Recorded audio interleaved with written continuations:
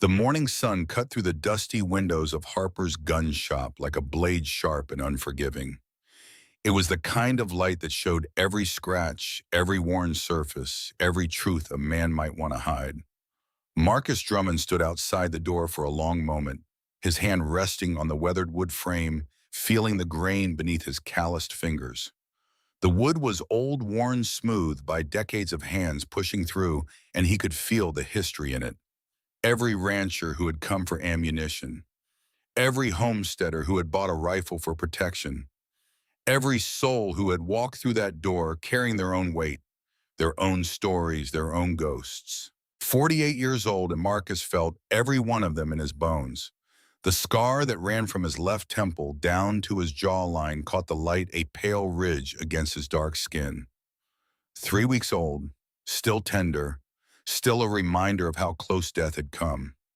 He traced it absently with one finger, feeling the raised tissue, remembering the moment the blade had caught him. The surprise in Colton McCrae's eyes when Marcus had not fallen. The deliberate choice to let him live, to let him suffer, to let him wait. He pushed the door open. The bell above it gave a small, cheerful jingle that seemed wrong for what was coming. The sound was too bright, too innocent for a morning that would end in blood or mercy. Marcus had not yet decided which. Two young men stood behind the counter, both in their 20s, both white, both looking at him with the kind of casual disregard that Marcus had learned to expect over 48 years of living in his skin. The taller one, sandy-haired with a cocky tilt to his head, nudged his companion and grinned. Look what the wind blew in. Half his face torn up, and he still thinks he can handle iron. The shorter one, barely old enough to shave, properly laughed. It was the kind of laugh that came easy when you were young and thought you knew everything about the world, when you had never faced death, never held someone you loved as they bled out in your arms, never spent 14 years becoming something you swore you would never be. Tommy was his name stitched on his shirt in faded thread. He could not have been more than 23. Still a boy really playing at being a man.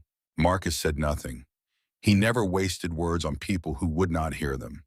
His grandmother had taught him that back when he was young enough to still feel the sting of every insult, every slight, every reminder that the world saw his skin before it saw his soul. She had told him, baby, some folks ain't got ears for listening. Save your breath for people who deserve it. So he had learned silence, had learned to let words slide off him like rain off oilcloth, had learned to save his energy for things that mattered. Instead, he looked at the exits, two, the front door behind him and a back entrance near the storage room, partially hidden behind a rack of gun belts. He looked at the windows, three, east-facing letting in the morning sun, west-facing still dark, and one small window in the office cracked open to let in air. He looked at the counter, at the glass cases displaying pistols and ammunition, at the shadows where a man could hide or where danger could come from. Behind the counter, under the stairs, in the narrow space between the shelving units. This was not browsing. This was survival. This was what 14 years of hunting men had taught him to do without thinking. Every room was a battlefield. Every shadow was a threat. Every person was either an ally or an enemy, and you decided which in the first 3 seconds, or you died. It was exhausting, this constant vigilance, but it had kept him alive when 6 men had wanted him dead. When he had walked into saloons and line shacks, in mining camps, knowing that the man he sought would try to kill him the moment recognition dawned. The shop smelled like gun oil and old leather and something else underneath. Time maybe. History. The kind of place that had seen generations pass through its doors buying weapons for protection or hunting or things darker than either. There was tobacco smoke in the walls, decades of it, and the faint metallic tang of gunpowder that never quite left a place like this. A clock ticked on the wall behind the counter, steady and patient, counting down to something Marcus could not name, but could feel in his gut. Every tick was a second closer to noon. Every talk was a heartbeat closer to the moment when Colton McCrae would walk through that door. He moved slowly toward the corner, his boots making soft sounds on the wooden floor. Each step deliberate, each movement measured. He wore a worn brown coat that had seen better years, the elbows patched, the hem frayed. Underneath was a simple shirt, clean but faded, and trousers held up by suspenders that had belonged to his father. His hands, visible now as he adjusted the leather case he carried, were rough. These were hands that had held reins and guns and the body of a dying woman. Hands that had built fences and dug graves and pulled triggers. Hands that had taken 6 lives and were preparing to take or spare a 7th. These were hands that knew work and grief in equal measure. The tall one behind the counter, Jesse, was the name stitched on his shirt, watched Marcus with narrowed eyes. There was something in his posture, a swagger that came from never having been truly tested, from never having stood in front of a man who wanted you dead and having to decide in a split second whether you were fast enough, good enough, lucky enough to survive. You lost friend. Dress shop is 2 doors down if you are looking for your lady, his companion. Tommy, according to his own shirt, snickered. It was a wet, unpleasant sound. Wet. Marcus stopped in the corner, his back against the wall, and turned to face them. His voice came out quiet and flat, the kind of voice that did not need volume to carry weight. I am exactly where I need to be. The words were simple, final. They held no anger, no defensiveness, no need to justify or explain. They simply were like the sun rising or water running downhill. Facts that existed independent of what anyone thought about them. Something in his tone made Tommy's smile fade, made Jesse stand up a little straighter. Marcus was not a large man, 5'10", maybe 170 pounds, but there was something about him that filled the space differently. The way he stood, perfectly balanced, weight distributed, so he could move in any direction without telegraphing his intent. The way his eyes moved, constantly scanning, never settling, always aware. The way he seemed to be constantly measuring distances, calculating angles, preparing for violence that might come from any direction at any moment. This was a man who had lived through things that boys like Jesse and Tommy could not imagine. This was a man who had walked into a camp one night and found his wife dead, 9 others scattered around like broken dolls, and had made a choice that cost him 14 years of his life and most of his soul.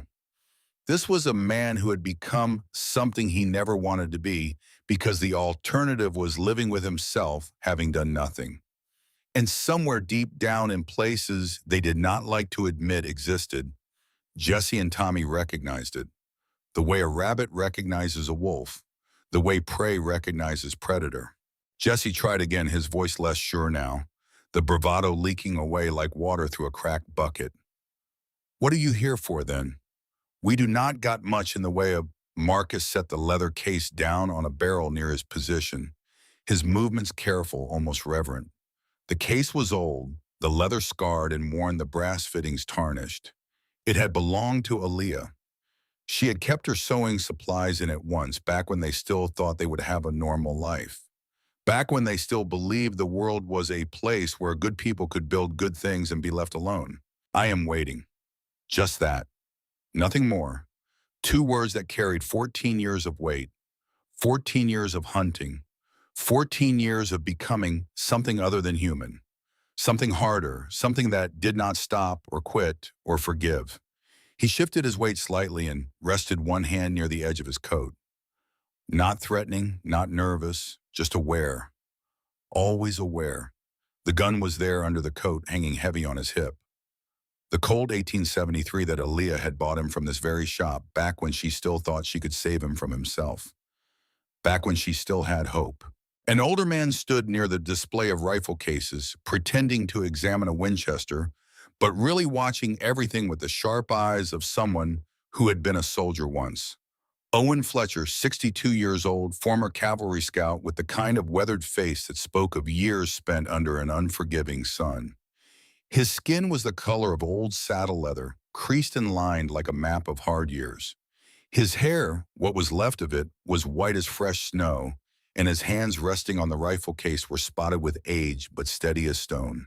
He had been in the shop when Marcus walked in, and something about the way this man moved had caught his attention immediately. Not the scar, though, that was impossible to miss. Not the clothes, though they marked him as a man of modest means. The way he positioned himself, the way he read the room, the way every movement seemed calculated, purposeful, the actions of someone who understood that survival was a matter of inches and seconds, and never being where your enemy expected you to be. Owen had seen enough soldiers and scouts in his time to recognize someone who understood exits and angles and lines of sight. This man was not shopping. He was preparing. Preparing for what Owen could not say, but he had been around long enough to know when violence was coming. It was in the air like the smell before a thunderstorm. That electric tension that made the hair on your arms stand up and your gut clench with the certainty that something was about to break. Owen glanced at Marcus again, careful not to stare. The scar was new, the kind that came from a blade wielded with precision. Not a wild slash in a bar fight, not the desperate cut of someone trying to survive. This was deliberate, calculated. Someone had meant to kill this man and had come very close. The fact that the blade had caught him from temple to jaw, that it had opened his face but not his throat, spoke of either incredible luck or incredible skill. Owen suspected it was some of both. But here he stood, calm and patient, waiting for something or someone. The fact that he had come here to this shop at this specific time suggested the latter. Owen had been a scout for 20 years, had tracked Apache through country that would kill a man in a day if he did not know what he was doing, had read sign that most men would walk right past. And everything about Marcus Drummond was a sign pointing toward confrontation, toward a reckoning that had been a long time coming. Jesse leaned against the counter, trying to regain his earlier bravado. The mockery came easier when there was distance between him and the object of his ridicule. When the man was just some stranger with a torn-up face who probably deserved whatever had happened to him. When he did not have to look into eyes that had seen things Jesse had only heard about in stories. You waiting for someone special? Your lady friend coming to buy you something pretty? Maybe a new hat to cover up that mess on your face? Marcus did not answer. He just looked at Jesse with dark eyes that had seen things Jesse could not fathom, and Jesse's grin faltered. There was something in that look. Not anger, not offense, not even contempt, though Jesse would have understood that. Something colder. Something that looked at Jesse and saw through him past the swagger and the jokes and the young man's need to prove himself, saw all the way down to the frightened boy underneath who had never been tested and did not know if he would measure up when the moment came. It was the look of a man who had been tested, who had measured up and paid the price for it, who had nothing left to prove and no need for the opinions of people who had never walked the path he had walked. Jesse felt himself shrinking under that gaze, felt the bravado leaking out of him like air from a punctured bladder. He wanted to look away, but could not, was trapped by those eyes like a mouse under a snake's stare. Tommy shifted his weight, suddenly uncomfortable. The laughter had died in his throat. The easy mockery that had seemed so natural a moment ago now felt wrong. Dangerous even, like poking a sleeping bear with a stick. Jesse, he said quietly, maybe we should. The bell above the door rang, cutting him off. Everyone turned. A man stepped inside, mid-40s, solid build, carrying a small wooden box under one arm. He wore a clean shirt and practical boots, the kind a working man wore, sturdy and meant to last. His face had the weathered look of someone who had spent time outdoors, but his hands were steady and his eyes were sharp. Intelligent eyes that missed nothing. Harper Dalton, the owner. A man who had run this shop for 15 years, had run it well, had earned the respect of the community through fair dealing and honest work. He took 2 steps into his shop and stopped.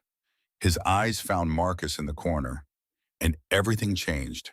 The box in Harper's grip tilted. Not much, just enough to show that something had hit him hard and fast. Not fear exactly, not surprise in the conventional sense, but recognition.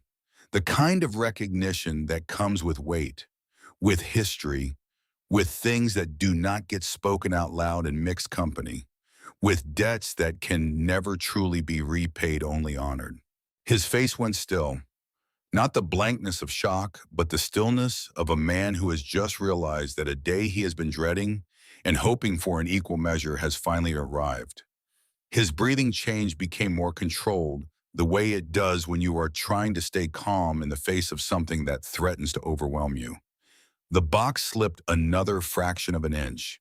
Inside, Marcus could hear the rattle of nails, the small sounds of things not quite secured.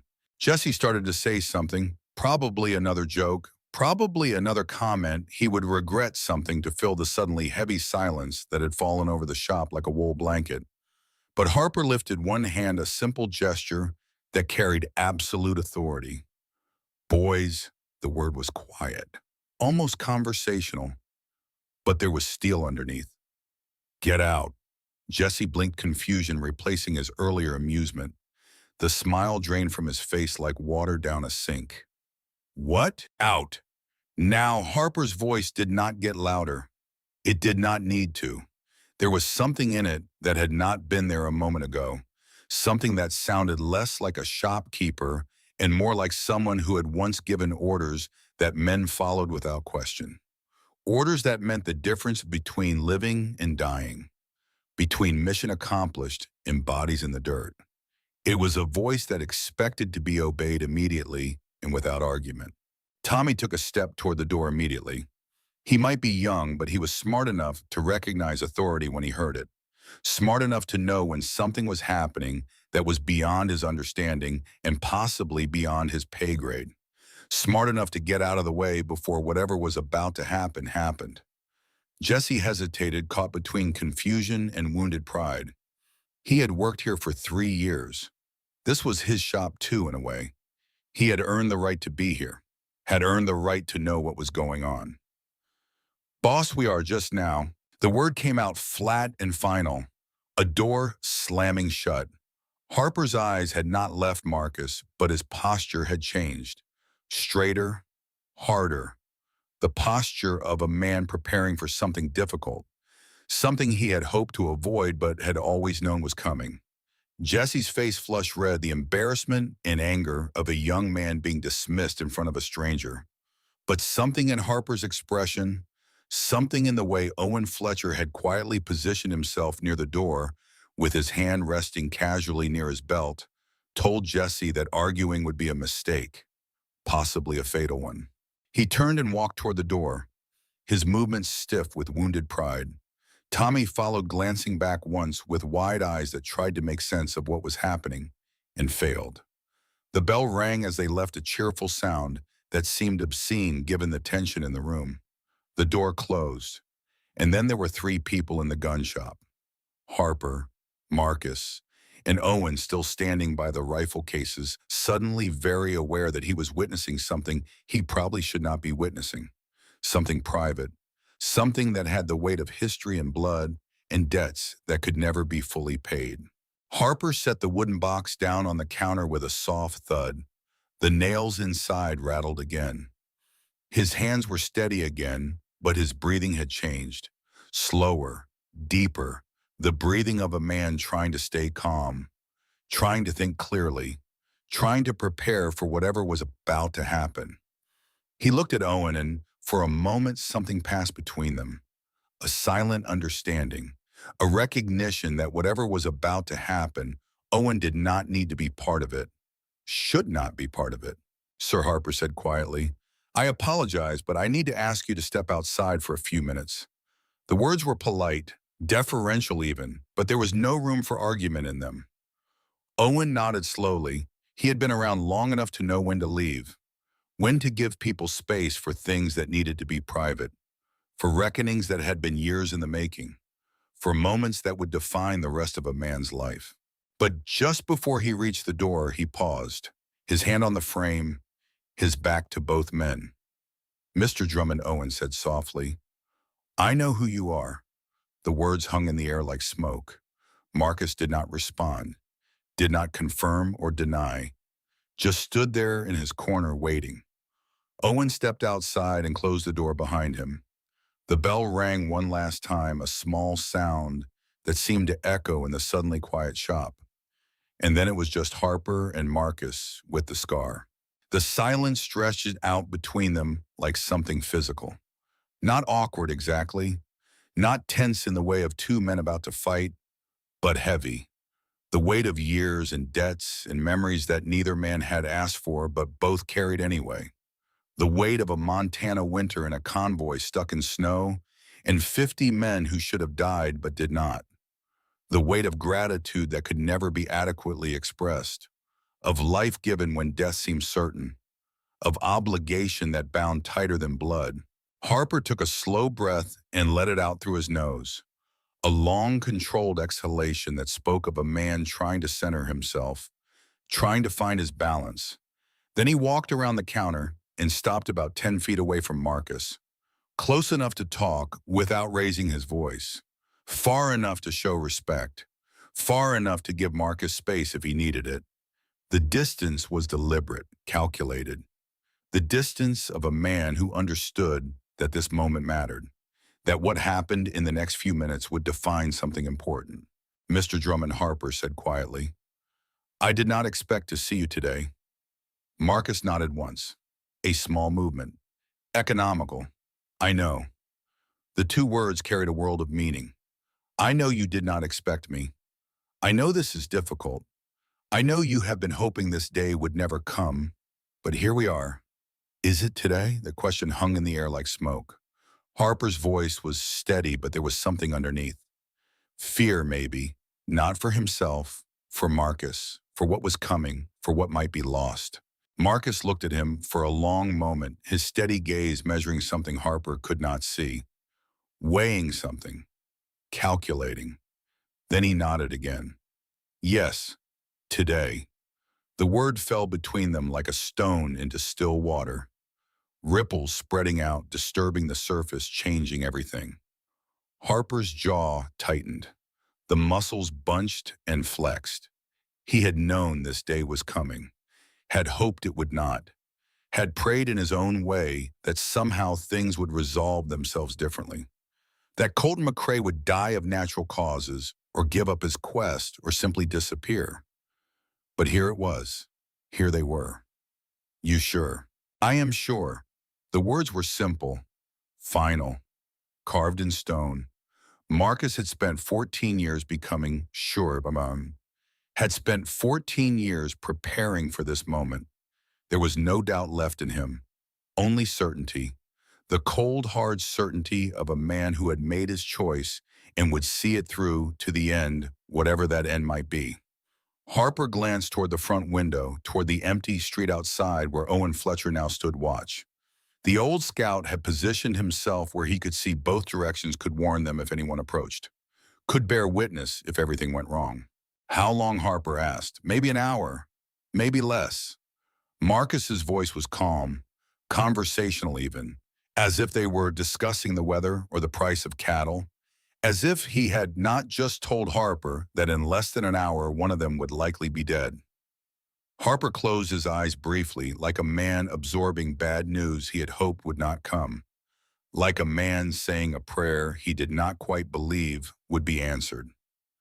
When he opened them again, something had shifted in his expression, from concern to determination, from hope to acceptance. I can help. The words came out firm, decisive, no room for argument. This was not a question. It was a statement of fact.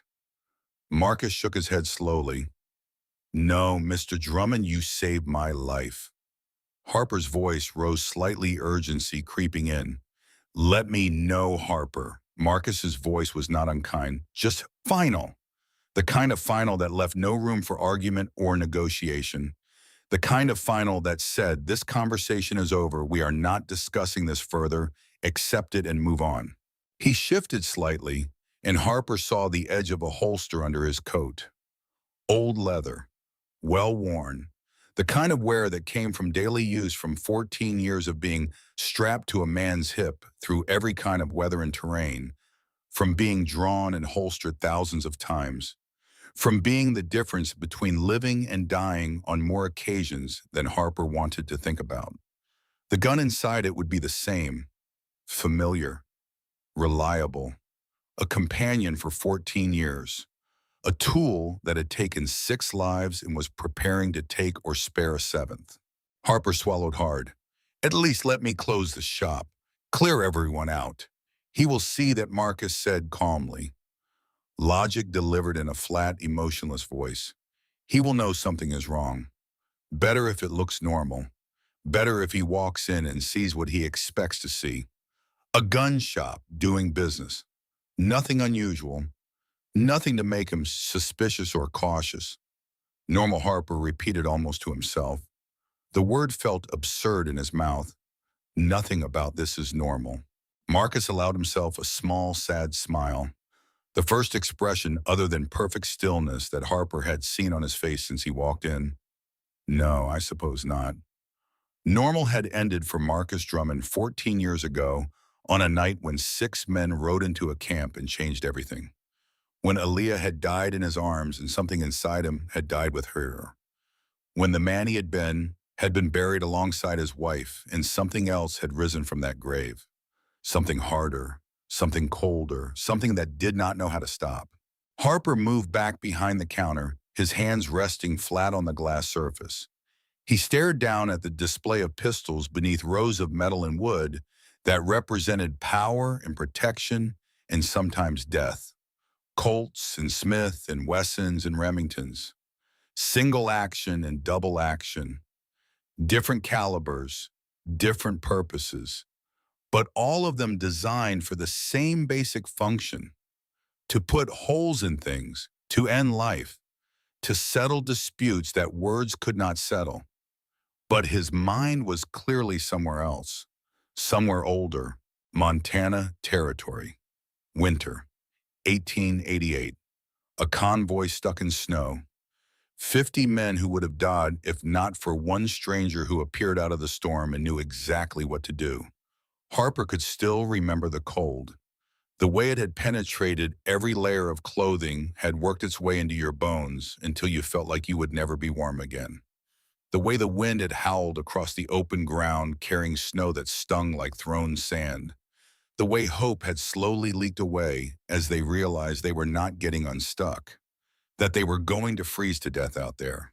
And then he had appeared, a man on horseback emerging from the storm like a ghost, had not introduced himself, had not asked permission, had just started looking at the situation, walking the whole line of wagons, checking the angles, the weight distribution, the terrain.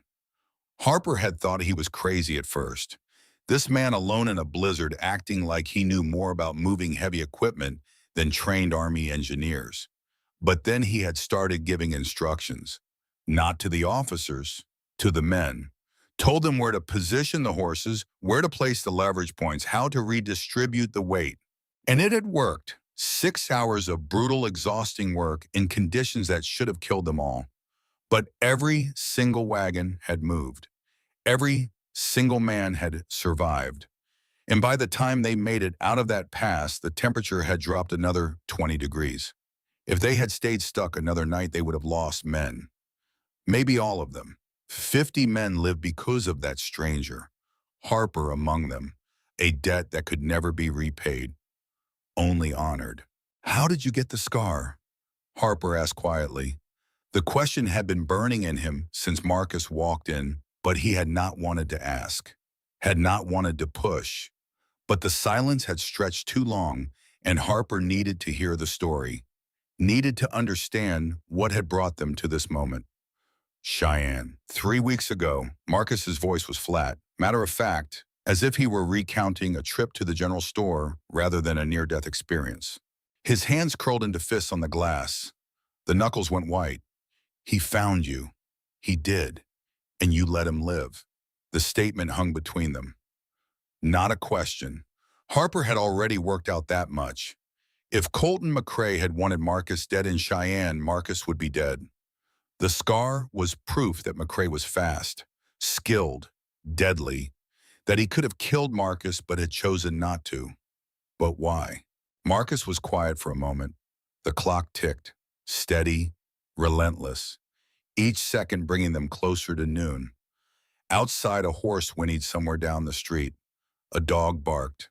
The normal sounds of a town going about its business, unaware that in this shop, two men were preparing for something that would end in violence or mercy, and neither of them knew which.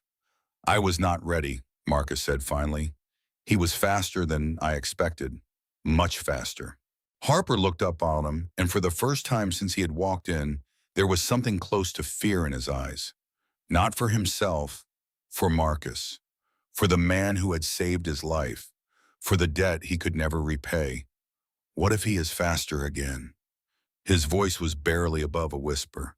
What if you are not ready this time either? What if, then I will die? The words came out simple and calm, like stating a fact about the weather, like saying the sky was blue or water was wet, like discussing the inevitable conclusion of a mathematical equation. Harper's voice dropped even lower. After everything you have survived, you are going to let it in here, in my shop. I am not letting anything happen, Harper. I am finishing what I started 14 years ago. Marcus pushed away from the wall, slightly straightening. His posture changed, became more formal, more final. And if I die doing it, at least it ends. One way or another, it ends today. 14 years is long enough.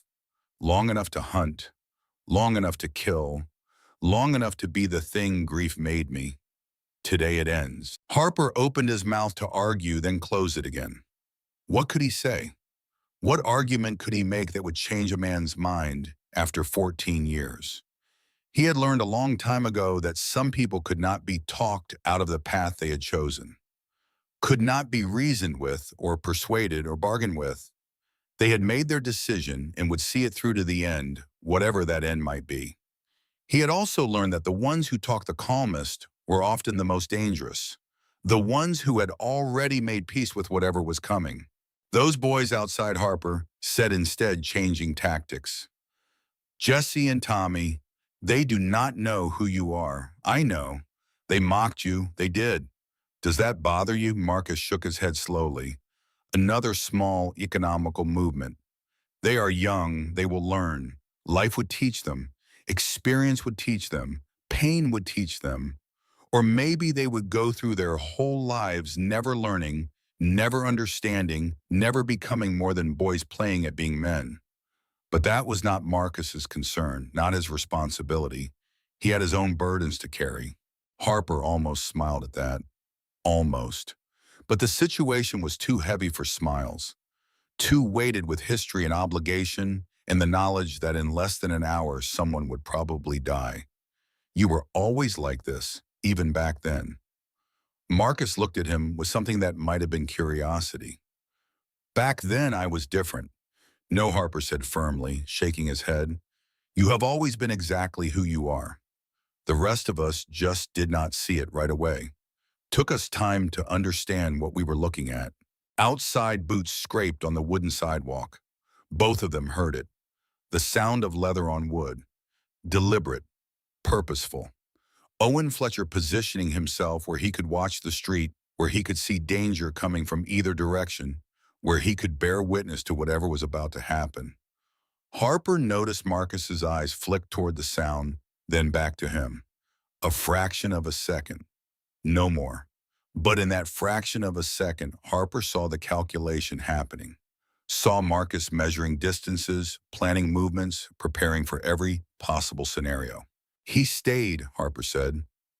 Owen, he said he knows who you are. Marcus nodded. Old cavalry scout. He would.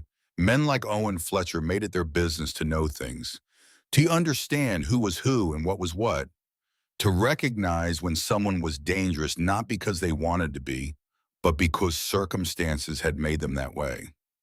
Men like Owen had survived decades in uniform by being able to read people, by knowing when to fight and when to run and when to stand witness. Harper leaned forward slightly, his voice urgent now, trying one more time to change the course of events, to alter the trajectory that had been set 14 years ago. Mr. Drummond, if this goes wrong, it will not. But if it does, then you tell them I died doing what I chose to do. Nothing more. No excuses, no justifications. No attempts to make it more than it was. Just a man who made a choice and lived or died by that choice. Marcus reached into his coat and pulled out the leather case he had set down earlier. He placed it carefully on the barrel beside him and opened it with slow, deliberate movements, each motion precise, controlled. Inside was a gun, but not just any gun. Harper recognized it immediately. His breath caught, his chest tightened. That is, it is, Marcus confirmed. The Colt Single Action Army, Model 1873, serial number 1 28394, manufactured in 1885. Every word delivered with the precision of someone reciting scripture. Harper had sold it to a young woman 15 years ago, a woman with grief in her eyes and determination in her voice, a woman who had just lost her husband and 9 others to a gang of murderers, a woman who had asked very specific questions about weight, imbalance, and stopping power. Questions that had made Harper uncomfortable even then. Questions that suggested she intended to do something that a shopkeeper probably should not enable. But he had sold her the gun anyway, had helped her choose the right ammunition, had given her basic instruction on how to load and clean it, and then he had watched her walk out of his shop carrying death in her hands. Alia Drummond, Marcus's wife. Harper had not known her name then, had not known anything about her beyond what he saw in her eyes. But 6 months later, when news started spreading about a man hunting the McCrae gang, when people whispered about a husband who had learned to shoot and track and kill Harper, had put the pieces together, had realized that the gun he sold had been used for exactly the purpose he had feared, had been the tool of revenge that had left 6 men dead across 3 territories. But there was something else in the case, something Harper had not expected. Nestled beside the gun was a small envelope, yellowed with age, sealed with wax that had cracked and dried over the years. The kind of envelope that held words meant to last, that held truth and love and final messages, that held everything that mattered distilled down to ink on paper. Marcus stared at it for a long moment, his jaw working, muscles bunching and releasing. Harper could see the struggle in his face, the war between wanting to know and being afraid of what knowing might cost. Is that, Harper started? His voice trailed off. From her, Marcus finished. The words came out rough, painful. She left it in the case the day I began hunting them. Told me not to open it until it was over, until all of them were dead, until the account was settled and the debt was paid and the scales were balanced, until justice or something like it had been served. Harper's throat tightened, his own grief welling up, not for anyone he had lost, but for the loss he saw written in every line of Marcus's face. Have you opened it? Marcus shook his head. No, why not? The question came out barely above a whisper. Harper was not sure he had the right to ask, was not sure he wanted to know the answer. But he asked anyway, because some questions needed to be asked, even when the answers might break you. Because I was afraid it would make me weak. Marcus's voice was steady, calm, but there was something underneath, something that spoke of years of wondering, years of carrying that envelope like a talisman, years of knowing that inside was the last piece of Aaliyah he would ever have, the last words she would ever speak to him, and being terrified of what they might say, afraid she would tell me not to go, not to do what needed to be done. And if she had, then I would have failed her, failed everyone who died that night. Harper moved closer, his voice gentle, not pushing, just offering a different perspective. Or maybe you would have honored her in a different way, by living instead of hunting, by being the man she married instead of the man her death made you. Marcus looked at him, his gaze full of something Harper could not quite name. Pain, exhaustion, the weight of 14 years carrying a burden too heavy for one man, the weight of 6 deaths and countless nights lying awake wondering if any of it mattered, if any of it brought her back or made the pain less or fixed anything at all. Owen's voice came from outside, muffled through the door, but clear enough. Mr. Dalton, you might want to see this. The words were calm, controlled, But there was urgency underneath. Harper moved to the window, his heart rate increasing. Owen stood on the sidewalk, his eyes fixed on the east end of the street. His posture had changed. More alert, more ready. In the distance, barely visible through the morning haze, a rider approached. Slow, deliberate, unhurried. The pace of a man who was exactly on time, who had planned this moment down to the minute. Harper's hands tightened on the window frame. The wood creaked under his grip. He is coming. Marcus did not move, did not react, just stood there beside the open case with the gun and the letter waiting. The stillness of a man who had been preparing for this moment for 3 weeks. For 3 weeks since Cheyenne. For 14 years since the night everything changed. I know. 2 words, calm, final. I know he is coming. I am ready. This is what I came here for. How long? Harper's voice was tight. 5 minutes, maybe less. The rider was closer now, taking shape out of the haze. A tall man on a dark horse, moving with the confidence of someone who knew exactly where he was going and was not worried about what he would find when he got there.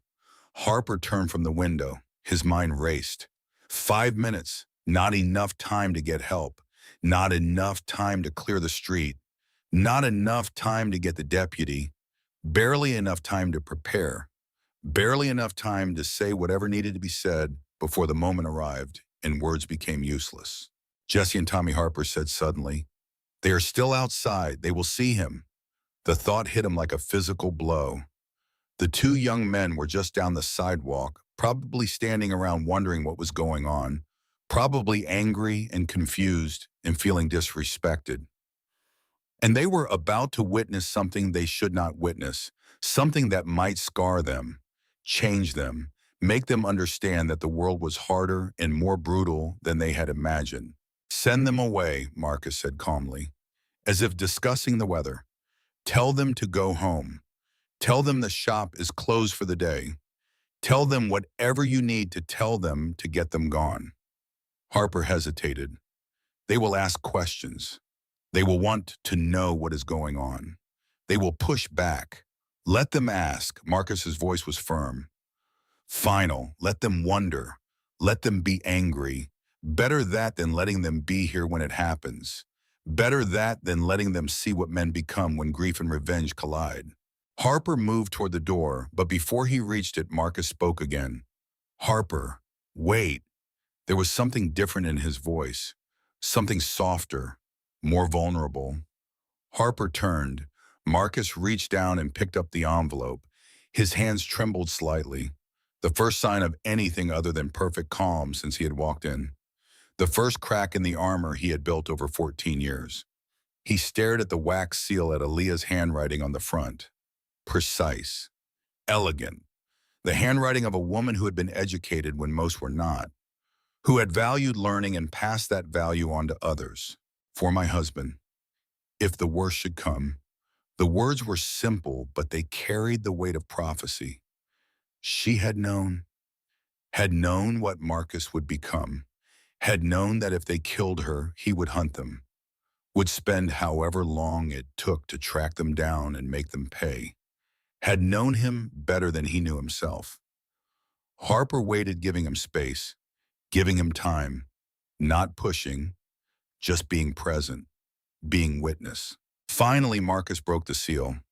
The wax crumbled in his fingers like dust, like the passage of time made physical. 14 years of waiting, 14 years of carrying this letter like a sony in his pocket, 14 years of wondering what it said and being afraid to find out. He unfolded the paper, inside yellowed and fragile, the ink faded, but still legible, and began to read. His eyes moved across the words slowly, carefully, as if each one was precious, as if each one was the last piece of her voice he would ever hear.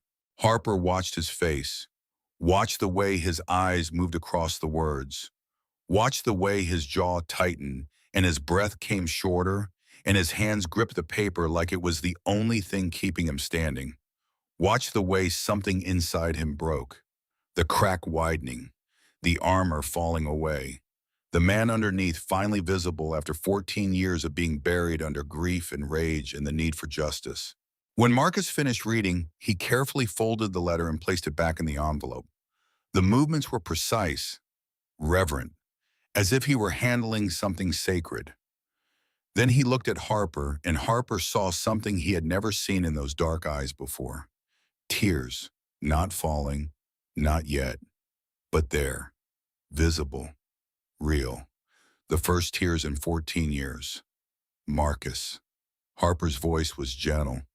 What did she say? Marcus's voice was rough, broken, like something that had been held together by will alone and was finally coming apart. She said Harper waited, not pushing, just giving space. She said not to let revenge consume me, to live for her, to live for us, to live for the life they had planned and the future they had dreamed of, and the man he had been before. That the man she married was gentle, that I should not lose him in the hunt. That whatever I thought I needed to do, whatever I thought justice demanded, it was not worth losing myself, not worth becoming something she would not recognize. The words settled into the room like stones dropping into deep water, ripples spreading out, changing everything. Harper felt something twist in his chest, felt his own throat tighten, felt the weight of what Marcus had carried for 14 years. The weight of knowing that his wife had begged him not to do exactly what he had done, that she had seen what was coming and had tried to save him from it, and he had ignored her, had chosen revenge over her final wish, had spent 14 years becoming exactly what she had begged him not to become. Did she know, Harper asked quietly, that you would spend 14 years hunting them? I think she did, Marcus said softly, his voice barely above a whisper. I think she knew me better than I knew myself. I think she looked at me that day when I told her I was going after them, and she knew I would not stop, knew I would not rest, knew I would hunt them to the ends of the earth if that is what it took. He looked down at the gun in the case at the weapon that had taken 6 lives. And I did it anyway. Spent 14 years becoming something she begged me not to become. Spent 14 years proving her right. You did what you thought you had to do. Harper's voice was gentle, trying to offer comfort, trying to ease the burden, but the words rang hollow even as he said them. What I wanted to do, Marcus corrected. The distinction was important, precise. There is a difference. I could have stopped, could have chosen differently, could have honored her by living instead of hunting. But I did not want to. I wanted them dead, wanted them to pay, wanted the world to know that you do not kill good people and walk away, that there are consequences, that some debts must be paid in blood. Outside, the sound of hoofbeats grew louder, closer, the slow, steady rhythm of a horse moving at a walk, not hurried, not fleeing, just moving with purpose toward a destination that had been set 3 weeks ago in Cheyenne. 3 weeks since the blade had opened Marcus's face. 3 weeks since Colton McCrae had looked into his eyes and said, "Noon Harper's gun shop, come alone, or do not come at all." Harper moved to the door and opened it. The morning air rushed in cool and crisp, carrying the smell of dust and horses and the faint scent of wood smoke from someone's breakfast fire. Jesse and Tommy were standing on the sidewalk about 20 feet away, watching the approaching rider with confusion and growing unease. They had not left, had not gone home, had stayed close enough to see what was happening, while maintaining enough distance to claim they were not disobeying. Owen stood a little apart from them, his hand resting on his belt, near where Harper knew he kept a pistol, an old Colt Navy, converted to cartridge, still reliable after all these years. "Boys," Harper said, his voice was firm, commanding, "you need to leave. Now." Jesse turned to him, frustration clear on his face. The anger of a young man who feels he is being treated like a child. "Boss, what is going on? Why we are closed for the day? Go home." But Harper's voice rose slightly, sharp, final. "This is not a request. Go home now before you see something. You will spend the rest of your life wishing you had not seen, before you understand that the world is harder and crueler than you ever imagined. Before you learn lessons that cannot be unlearned. Tommy grabbed Jesse's arm. Come on, let's just, Tommy. Jesse jerked his arm free, but something in Harper's expression must have convinced him. Something in the way Harper stood, in the set of his shoulders, in the look in his eyes that said, this is serious, this is dangerous, this is not a game. He and Tommy walked down the sidewalk, glancing back repeatedly, clearly wanting to stay, but not quite brave enough to disobey directly, not quite willing to face whatever was about to happen.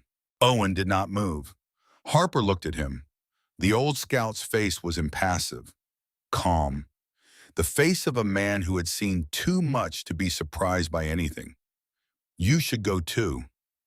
Owen shook his head, a slow, deliberate movement. I have been running from fights all my life, Mr. Dalton. Ran from the McCrae gang in 1879 when I had 3 companies of cavalry behind me. We tracked them for 60 days through the Bitterroots, through country that would kill you if you made one mistake, and we lost them. They vanished like smoke, and I went back to my commander and told him they were gone, that we had failed, and I have carried that failure for 30 years. His voice was quiet, steady, but there was steel underneath. Steel and regret in the weight of decades. I am not running now. Not from this. Not when I finally have a chance to see it through. Even if seeing it through means watching rather than fighting. Even if all I can do is bear witness. Harper wanted to argue. Wanted to send this old man away where he would be safe. Where he would not have to watch men die or kill. Where he would not have to carry one more memory of violence. But he recognized the look in Owen's eyes, the look of a man who had made a decision and would not be moved. How much time, Owen asked quietly. 2 minutes, maybe less. The rider was close now, close enough that Harper could make out details. A tall man, lean, dressed in black except for a silver buckle that caught the morning sun. Hat pulled low, face in shadow, moving with the confidence of someone who had nothing to fear, who had planned this moment carefully, who was ready for whatever came next. Owen nodded and moved to a position where he could see the street but remained partially concealed behind a post. His hand stayed near his pistol, ready, but not eager, not looking for violence, just prepared for it if it came. Harper went back inside. The shop felt smaller now, tighter, as if the walls were closing in, as if the air itself was thicker, harder to breathe. Marcus had taken the gun from the case now. He was checking the cylinder with practiced efficiency. The movement's automatic, muscle memory built over 14 years, 6 rounds, all loaded. The brass cartridges gleamed dully in the morning light, each one a promise, a possibility, an ending waiting to happen. He ran his thumb over the custom walnut grip, worn smooth from years of use, from being drawn and holstered thousands of times, from being held through cold nights and hot days, from being the constant companion of a man who had left civilization behind and become something else, something that hunted, something that killed, something that did not stop. This gun had become part of him, an extension of his will, his judgment, his grief transformed into leaden powder and death. Harper moved behind the counter and pulled out a Winchester shotgun, model 1887, lever action, 12 gauge. He began loading shells with steady hands, the muscle memory of a man who had handled firearms all his life, who had grown up with guns, who understood them as tools, as necessary equipment for living in a place where the law was distant and help was often measured in days or weeks rather than minutes. The shells clicked into place. 1, 2, 3, 4, 5. Each one a decision, each one a line crossed. Marcus watched him. Harper, you do not owe me this. Yes, Harper said simply, firmly, no room for argument. I do. You saved my life, and the lives of 49 other men. That is not a debt that can be repaid with money or thanks or anything else. It is a debt that can only be honored, and I am honoring it now. By standing with you, by being willing to fight if fighting is what it takes, by refusing to let you face this alone. Marcus was quiet for a moment. Then Montana, 1888, the convoy. You remember, how could I forget 50 men who would have died in that storm? You saved us. Harper's voice was thick, emotional. You were trapped. Someone needed to help. Marcus's response was simple, matter of fact, as if there had been no other choice, as if walking into a blizzard to save strangers was just what you did, as if heroism was just common decency. Harper finished loading the shotgun and set it on the counter. The wood and metal made a solid sound against the glass. Final, ready, you could have kept riding, could have saved yourself and left us to freeze. Why did you stop? The question had haunted Harper for 16 years, had kept him awake some nights.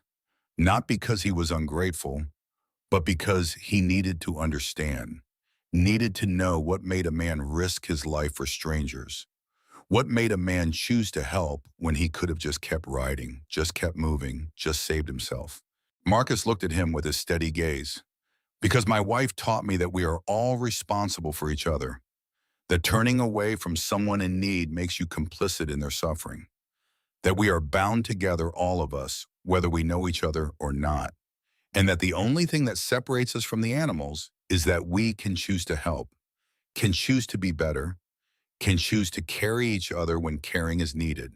She believed that, taught it to children every Sunday, lived it every day, and I believed it too, once before, when I was still the man she married. Harper felt his throat tighten. She sounds like she was a remarkable woman. She was, Marcus said quietly, the first soft words Harper had heard from him all morning. And I dishonored her memory by spending 14 years killing instead of living, by becoming exactly what she begged me not to become, by proving that her faith in me, her belief that I was better than this was misplaced. The hoofbeats stopped outside. The sudden silence was deafening. Harper's hand went to the shotgun. Marcus holstered his gun and moved back to his position in the corner. Not hiding, not seeking cover, just positioning himself where he had clear lines of sight to everything that mattered. The door, the windows, the back exit, all the places where death might come from. The bell above the door gave its cheerful jingle, an obscene sound given what was about to happen. The door opened slowly, deliberately. A man stepped inside, tall, lean, maybe 6'2", 180 pounds, dressed in black except for a silver buckle on his belt that caught the light. His hat was pulled low, but his eyes were visible beneath the brim. Cold eyes, patient eyes, calculating eyes, eyes that missed nothing, eyes that had been planning this moment for 2 years, late 30s maybe, younger than Marcus by nearly a decade. His face was clean-shaven, his hands were steady, not the hands of a clerk, the hands of someone who had been preparing for this moment for a very long time, who had spent 2 years learning to shoot, to track, to kill, who had given up everything for this moment. Colton McRae had arrived 15 minutes early, and he was smiling. Colton McRae closed the door behind him with a soft click. The bell above it jingled once, then fell silent. For a moment, nobody moved. Nobody spoke. The shop held its breath. Outside, Owen Fletcher stood watch on the sidewalk, his hand near his gun, his eyes scanning the street for any sign of beyond paper ambush, for any indication that this was not what it appeared to be, that there were more men coming, that this was a trap. But the street was empty, just one man on one horse, one confrontation that had been building for 14 years. Inside, 3 men faced a truth that had been building for all that time. Harper behind his counter with his shotgun, Marcus in his corner with his Colt, Colton in the doorway with his own gun, holstered but ready. 3 men, one outcome, either blood or mercy, war or peace, death or life. and none of them knew which it would be. Colton's eyes swept the room with the methodical precision of someone who had planned this moment down to the smallest detail, who had thought through every possibility, every scenario, every way this could go. He took in Harper behind the counter with his shotgun, took in the layout of the shop, the exits, the windows, the sight lines, everything he would need to know if this turned into a fight. And finally his gaze settled on Marcus Drummond standing in the corner with the kind of stillness that only came from absolute certainty, from having made peace with whatever was coming. Their eyes met, and Colton's smile widened. "Hello, Marcus." His voice was soft, almost gentle, the kind of voice a man might use when greeting an old friend after a long absence, when reuniting with someone you had not seen in years. The incongruity of it, the softness paired with the situation, made the hair on the back of Harper's neck stand up, made his finger tighten on the trigger of his shotgun, made him wonder if Colton McRae was insane or if this was some kind of game, some way of throwing Marcus off balance. "You are early," Marcus said calmly, his voice giving nothing away. "Or am I late?" Colton removed his hat with one hand and set it on a shelf near the door. A strangely polite gesture, like he was visiting someone's home and did not want to be rude, like he was a guest rather than a man who had come to kill. The gesture was so at odds with the moment that it took Harper a second to process it. "I prefer to think of it as punctual with flexibility," Colton said. He took 2 steps further into the shop, his hand resting casually near his holster. "After all, we both knew this day was coming. Did we need to be so rigid about the time, as if they were discussing a business meeting rather than a duel to the death?" Harper's finger tightened on the trigger of his shotgun. His heart hammered in his chest. Every instinct screamed at him to do something, to act, to end this before it began. But Marcus gave a small, almost imperceptible shake of his head. "Not yet. Wait, trust me." Colton noticed the gesture, and his smile returned. "Wider now, more genuine. You have made friends, I see. That is good. A man should not die alone. Should have people who care. Should have people to remember him. Should have someone to tell his story after he is gone." "I am not planning to die today," Marcus said, his voice steady, calm. "Neither am I, but one of us will be wrong." Colton said it without anger, without malice, just stating a fact, like discussing the weather or the price of grain, like the death of one of them was as certain and predictable as the sunrise, as inevitable as winter following fall. Harper found his voice. His throat was dry. "This does not have to end the way you think it does. You can walk away right now. Nobody else has to die. There has been enough death already, enough grief, enough blood. Just turn around and walk out that door, and this ends without anyone getting hurt." Colton looked at him with something close to pity, the look of someone who understood that the other person did not understand, could not understand, would never understand unless they had walked the same path. "And you are Harper Dalton. I own this shop." The words came out with more confidence than he felt. Colton's eyes flickered with recognition, a light coming on, pieces falling into place. Ah, the convoy, Montana, winter of 1888. Marcus saved your life and 49 others. Harper's eyes widened, surprise and something like fear. "How did you know that? How could you possibly know that?" "I spent 2 years learning everything about him." Colton said, his voice still soft but with an edge now, an intensity that had not been there before. Every place he went, every life he touched, every person who might matter to him, every connection, every friend, every debt, every obligation. Because I needed to understand, needed to know who this man was who killed my brothers, who took them from me one by one, who hunted them like animals across 3 territories for 18 months. He turned his attention back to Marcus, his focus absolute. "I know about the Pinkerton agent in Denver who taught you to shoot. Clarence Hayes, former Buffalo soldier, fought in the Indian Wars. survived things that would have broken most men, taught you everything he knew. I know about the Crow Scout in Wyoming Territory, runs like wind, taught you to track, to read sign, to move through country without being seen, to become a ghost. Marcus's expression did not change, but Harper saw his jaw tighten slightly, saw the muscles bunch, saw the first sign that Colton's words were having an effect. I know how long it took you to find each of my brothers, Colton continued, his voice taking on a rhythmic quality, like a recitation, like a prayer or a curse. 18 months total. James first in Billings shot him in the street after calling him out in front of 20 witnesses. Fair fight. You gave him every chance. Thomas second in Missoula ambushed him at dawn outside a boarding house, caught him when he stepped out for his morning coffee, before he even knew you were there. Daniel and William together holed up in a line shack in the Bitterroots. You burned them out after 5 days. Waited until they had no food, no water, no choice but to come out. And then you killed them as they ran. Stop! Harper said, his voice hard, angry. This is not necessary. You have made your point. Colton ignored him, kept talking, kept reciting, as if Harper had not spoken, as if there were only two people in the room. Robert in Idaho, mining camp. You tracked him for 3 weeks through some of the worst country in the territory, through mountains and rivers and places where men disappeared and were never found. And you found him anyway. And Samuel, the youngest in Cheyenne, face to face in a saloon, 30 witnesses.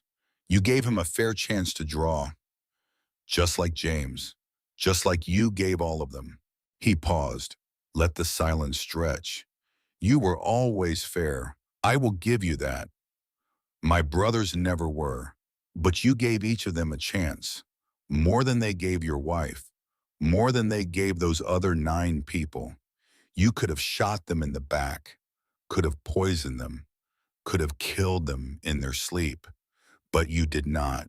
You called them out, faced them, gave them every opportunity. That is more than they deserved, but you did it anyway.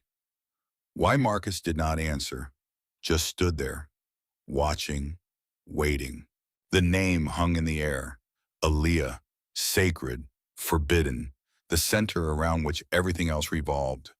Harper saw Marcus flinch just barely, the first crack in his armor, the first sign that he was not as calm as he appeared, that under the stillness was pain, old pain, deep pain, the kind that never healed, that just got buried deeper and deeper until you could pretend it was not there, until you could function, until you could do what needed to be done.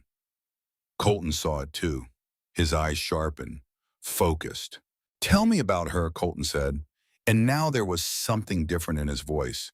Not mockery, not cruelty, something closer to genuine curiosity, to a real desire to understand.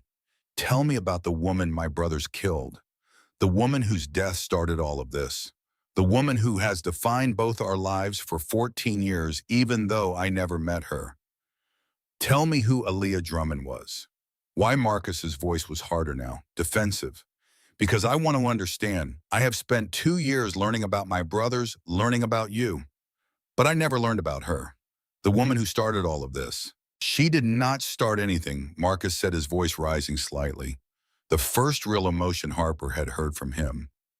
Your brothers started it when they raided our camp, when they killed 10 innocent people for horses and supplies and the thrill of it, when they laughed while they did it, when they treated human lives like they were nothing, like we were nothing. She did not start this. They did. Colton nodded slowly, accepting the correction. You are right, she did not start it, but she is the reason you finished it. She is the reason you spent 18 months hunting men across 3 territories. She is the reason 6 men are dead. So tell me, who was Aaliyah Drummond? Marcus was quiet for a long moment. The clock on the wall ticked, each second loud in the tense silence. Outside, a wagon passed by the driver, whistling a tune, completely unaware of what was happening inside Harper's gun shop. completely unaware that three men stood on the edge of violence, that history was being made or unmade, that the next few minutes would determine whether the cycle of revenge continued or finally ended. Finally, Marcus spoke, his voice softer now, distant, like he was speaking from somewhere far away, from a place of memory and pain and love that had survived death. Her name was Aaliyah. She was 32 when she died. We had been married 6 years, the best 6 years of my life.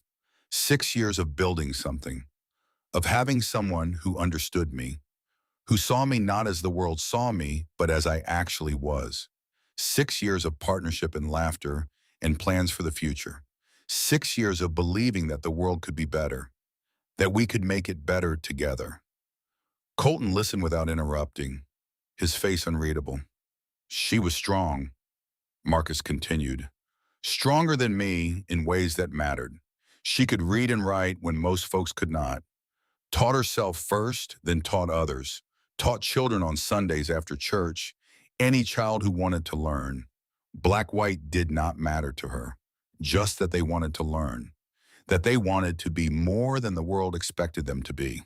She loved music, used to sing while she worked, had a voice that could make grown men cry. I heard her sing once at a funeral, and there was not a dry eye in the church. Not because she was trying to make people cry, but because her voice carried something true, something real, something that reached into your chest and grabbed your heart and would not let go. Harper found himself holding his breath, afraid that if he made any sound, Marcus would stop, would close himself off again, would return to the still, silent man who had walked in carrying death in his hands. But Marcus kept talking, the words coming slow but steady, like water from a deep well, like something that had been dammed up for too long and was finally being released.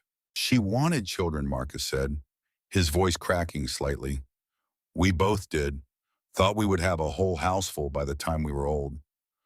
5 or 6 at least.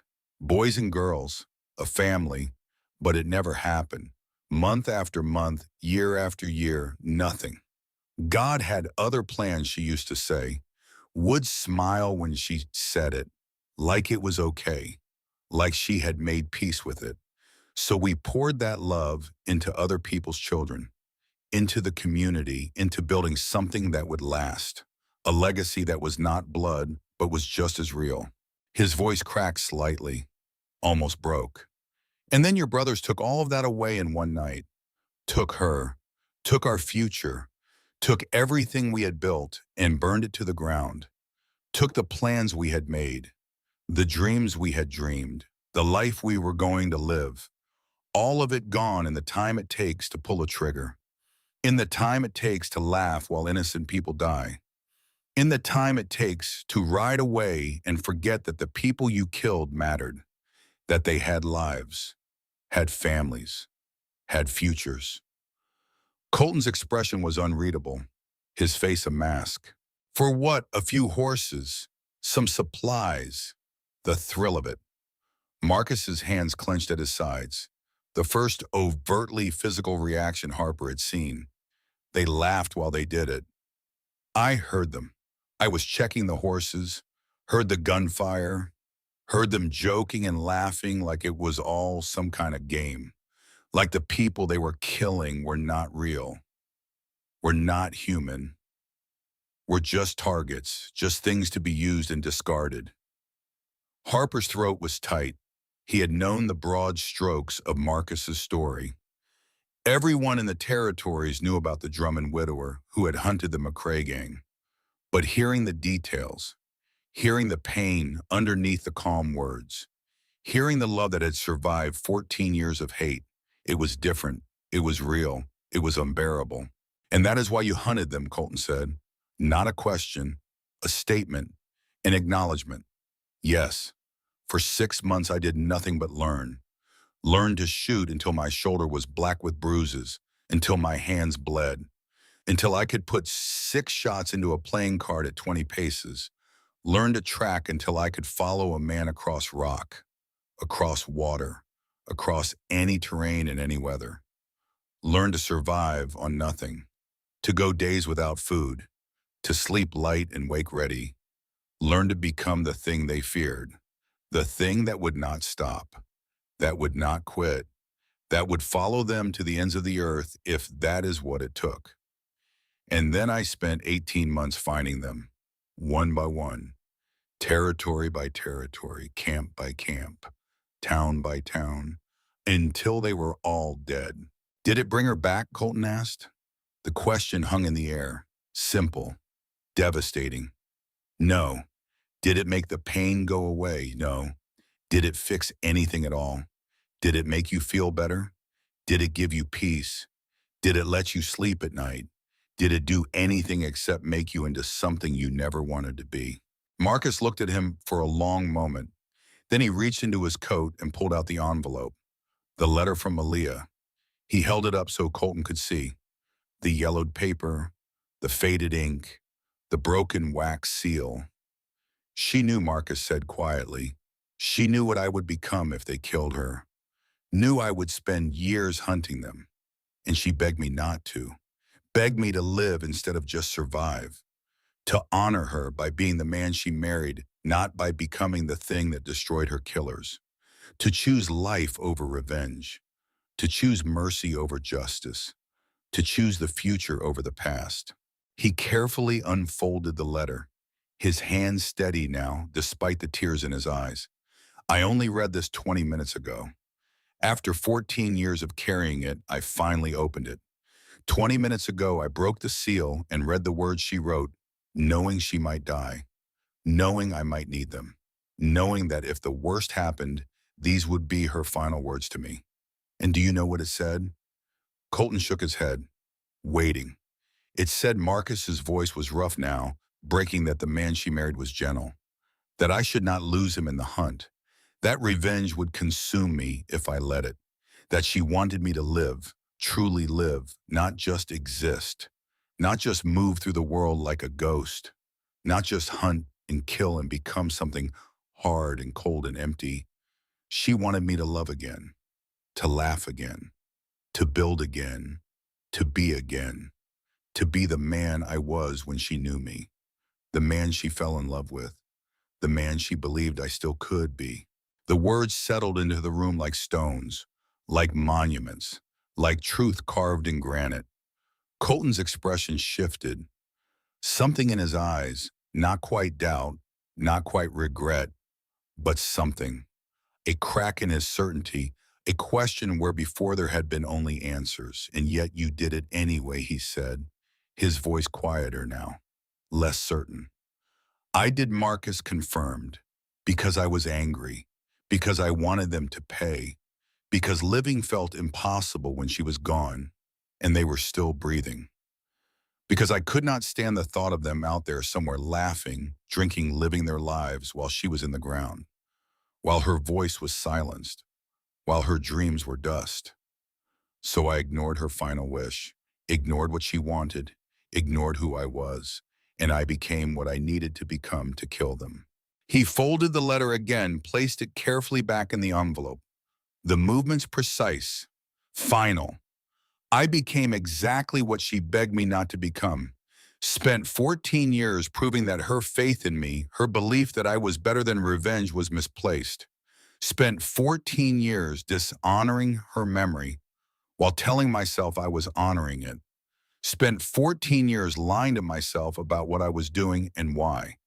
The silence that followed was different from before, heavier, more fragile. Like the whole room was balanced on the edge of something, and the slightest movement could send it tumbling one way or the other. Like history itself was holding its breath. Harper wanted to speak, wanted to say something that would break this tension, but he could not find the words, could not think of anything that would help, that would change what was happening. This was between Marcus and Colton now. Between two men shaped by the same violence, carrying different pieces of the same grief. Two men who had both lost people they never knew, who had both spent years becoming something they never wanted to be, who had both sacrificed everything for ghosts. Colton moved slowly toward the center of the shop, not aggressive, just closing the distance slightly. His hands stayed near his holster. but made no move to draw. Not yet. Can I tell you something, he asked. Marcus waited. I loved a woman once. Her name was Mary. We were going to get married, have a family, build a life together. She worked in a millinery shop, made hats, beautiful hats, had these hands that could shape felt and ribbon into art. We were going to have 3 children, buy a house with a porch, grow old together. Had it all planned out. Harper's eyes flickered to Colton's left hand. No ring, no tan line where a ring had been. Colton noticed. We never made it that far. Because in 1882, I got a letter from a lawyer in Billings. Said my half-brother James had been killed. Shot dead by a man named Marcus Drummond in front of 20 witnesses. Said there was a small inheritance. Some personal effects. Nothing of value. But the letter changed everything. Because suddenly I had a past I never knew existed. He paused, let the words sink in. I did not believe it at first. Did not even know I had a half-brother. My mother had kept me away from that side of the family my whole life. Never told me about them. Never explained why. Just said my father was dead and that was that. But the letter made me curious, made me start asking questions, made me start digging into a past I had been protected from my whole life. Started learning about these brothers I never knew I had. And then another letter came. Another brother dead. Thomas shot outside a boarding house in Missoula. Then Daniel and William burned out of a line shack. Then Robert killed in a mining camp. Then Samuel shot in a saloon in Cheyenne. He walked slowly along the edge of the shop, his boots making soft sounds on the wood floor. 6 letters over 18 months. 6 brothers I never knew. All dead. All killed by the same man. And suddenly I had to choose, had to decide who I was going to be, what I was going to do with this information, whether I was going to let it change me or whether I was going to keep being who I had always been. Colton stopped and turned to face Marcus directly. I could keep being who I was, a clerk in a land office, a man with a fiancée and a future and a normal life, a man who went to work and came home and planned a wedding and saved money for a house, a man who was happy, or I could become something else, someone who honored his blood, someone who made you pay for what you did, someone who became the 7th brother even though I had never known the other 6. Harper's voice came out barely above a whisper. What did you choose? Colton's smile was bitter, sad, filled with regret. I chose wrong. I broke off my engagement.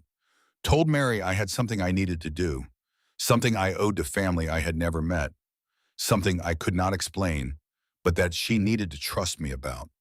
She begged me not to, begged me to let it go, to choose her, to choose us, to choose the life we had planned. Told me that whatever I thought I owed to dead men, it was not worth losing what we had, not worth throwing away our future for the past. And Harper asked, his heart breaking for this man he had thought was a monster. This man who was just another victim of the same violence that had created Marcus. She left, said I was choosing dead men over living ones, said if I went down this path, I would become just like them, just like the brothers I never knew, just like the family my mother had protected me from. And she was right. Colton's jaw tightened. His eyes went distant. Mary wrote me one letter after she left, one final message. Said she hoped I would find peace even if I could not find it with her. Said she would always love the man I had been, but could not stand by and watch me become what I was becoming. Said she was sorry, that she had failed me somehow, that she should have been enough to save me. I kept that letter, read it every night for 2 years, trying to understand how I let her go for men I never knew, trying to understand how I chose ghosts over love, trying to understand how I became this. Marcus's voice was quiet, gentle even. Why are you telling me this? Because I want you to understand that I know what revenge costs. I know what it takes from you. I know what it makes you become. I have already paid the price. Lost the woman I loved. Lost the life I wanted. Lost myself. And I am here anyway. because some debts cannot be left unpaid. Because even knowing what it cost, even understanding that I threw away everything that mattered, I cannot stop, cannot walk away, cannot let your crime go unanswered. Because if I do, then what was it all for? If I walk away now, then I lost Mary for nothing, gave up everything for nothing, became this for nothing. Harper could not stay silent anymore. Your brothers were murderers. They killed innocent people. They deserved what they got. They chose their path. They made their choices. They earned their deaths. Colton looked at him, really looked at him, saw him for the first time as more than just an obstacle or a witness, saw him as a man with his own story, his own pain, his own reasons for being here. Maybe they did, but they were still my blood, still my family, even if I never knew them. And blood matters, even blood you never met, even blood that was bad, even blood that deserved to die. It still matters. Does it? Marcus asked. Does it really? Because my blood was Aaliyah. She was my wife, my partner, my future. She was my blood in every way that mattered. Not because we shared DNA, but because we shared a life, because we chose each other, because we built something together. And your brothers took her from me, took her as casually as you might swat a fly, as carelessly as you might step on an ant, without thought, without remorse, without even remembering her name. So you took them from me, Colton said, his voice rising now, the first real anger showing through. Even though I never knew them, even though I had nothing to do with what they did, even though I was innocent, you still took them, made me an orphan in a family I never even knew existed, made me the last of a line I did not know I belonged to, made me carry the weight of their crimes even though I never committed them. That is not the same thing Harper said. Trying to interject reason into emotion, trying to bring logic to grief. The hell it is not. Colton's voice rose for the first time, sharp, angry, raw. Grief is grief, loss is loss, pain is pain. It does not matter if I knew them or not. It does not matter if they deserve to die. They were mine. They were my family. They were my blood. And he took them, just like his family was taken, just like his wife was taken. We are the same. Both of us grieving people we lost. Both of us consumed by revenge. Both of us willing to die for ghosts. The door opened. Owen Fletcher stepped inside, his face serious, his presence immediately changing the dynamic in the room, adding another element, another witness, another man who would have to live with whatever happened next. Mr. Dalton, Owen said, his voice calm but urgent. There are people gathering outside. Word is spreading. The whole town will know soon. We need to end this quickly, one way or another, before this becomes a spectacle, before people start taking sides, before this becomes something bigger than it is. Harper nodded, understanding the urgency. Small towns could turn ugly fast when violence was involved, when people picked sides, when tribal instincts kicked in. Owen positioned himself near the door, his hand on his pistol. 3 against 1 now. But Colton did not seem concerned, did not seem worried about the odds. Just looked back at Marcus with those cold, patient eyes. Time is running out, Colton said. We both knew this was coming, both knew it would end here, in this place, at this time. Are you ready? Marcus's hand moved to his gun, not drawing, just resting there. Ready. I have been ready for 3 weeks, since you gave me this. He touched the scar on his face, the raised tissue, the reminder of how close he had come to dying. Since you let me live so I could spend every day knowing you were coming, knowing I would have to face you, knowing one of us would die, knowing that 14 years was finally going to end, one way or another. That was the point, Colton said. I wanted you to feel what I felt, the waiting, the knowing, the weight of it, the sleepless nights, the constant tension, the knowledge that your life had an expiration date and you did not know exactly when it would come, but you knew it was coming. Did it work? Marcus asked, his voice steady. Did you get what you wanted? Did making me suffer give you what you needed? Did it honor your brothers? Did it make you feel better about Mary? Did it do anything except make you into what she warned you not to become? Colton was quiet for a moment, his certainty wavering. I do not know. I thought it would. Thought that making you suffer would somehow balance the scales, would somehow make it fair. You made them suffer. You made them wait. You made them know you were coming. So I did the same to you.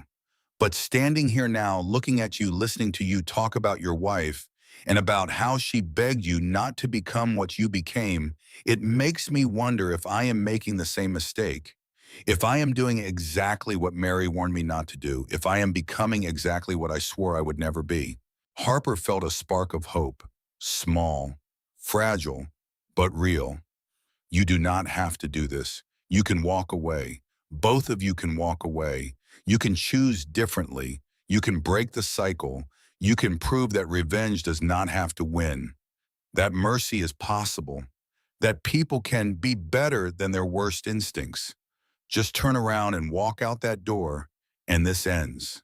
No blood, no death, no more grief, just two men who chose to stop. Owen nodded from the door. The old scout's voice carried the weight of experience, the weight of decades of seeing what violence did to people, of understanding that killing was easy, but living with it was hard. I have seen enough men die over things that cannot be undone, things that happened years ago, things that cannot be changed or fixed or made better by more death. This does not have to add to that count. You can both walk out of here alive, can both have a chance at a future, can both try to become the men you were before grief turned you into this. Colton's hand trembled slightly on his holster, the first sign of uncertainty, the first crack in his resolve. But if I walk away, what was it all for, the 2 years of training? Learning to shoot, learning to track, learning to be fast enough to face you and win. The engagement I broke, the woman I lost, the life I gave up, all of it for nothing.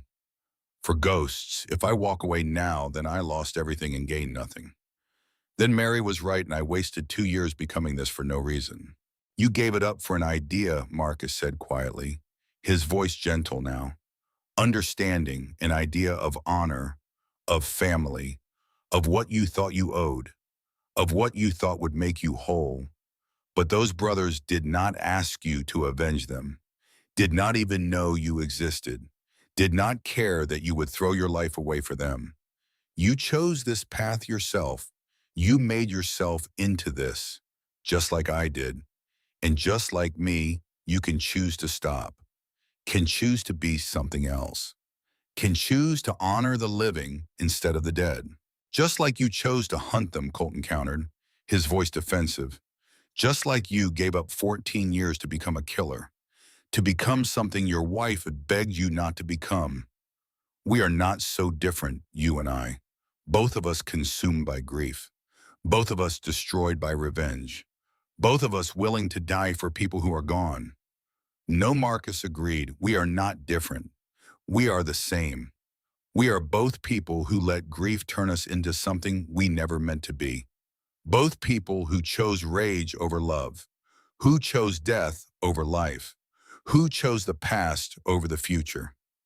He moved closer until he was standing just a few feet away from Colton. Harper tensed, ready to fire if Colton made any sudden moves. But Colton stayed still, just stood there, looking at Marcus, really seeing him for the first time. The difference, Marcus said, is that I am ready to stop being that thing. I am ready to put down the weight and walk away. To honor Aaliyah by finally listening to what she wanted, by finally becoming the man she believed I could be, by choosing life over death, by choosing mercy over revenge, by choosing the future over the past. I am done hunting, done killing, done being the thing grief made me. Are you? Can you put down your ghosts? Can you walk away from your brothers? Can you choose Mary over revenge? Can you become the man she fell in love with instead of the man she warned you not to become? Colton's eyes searched Marcus's face, looking for something: truth, weakness, understanding, permission. And then he did something unexpected. He laughed. Not a cruel laugh, not a mocking laugh.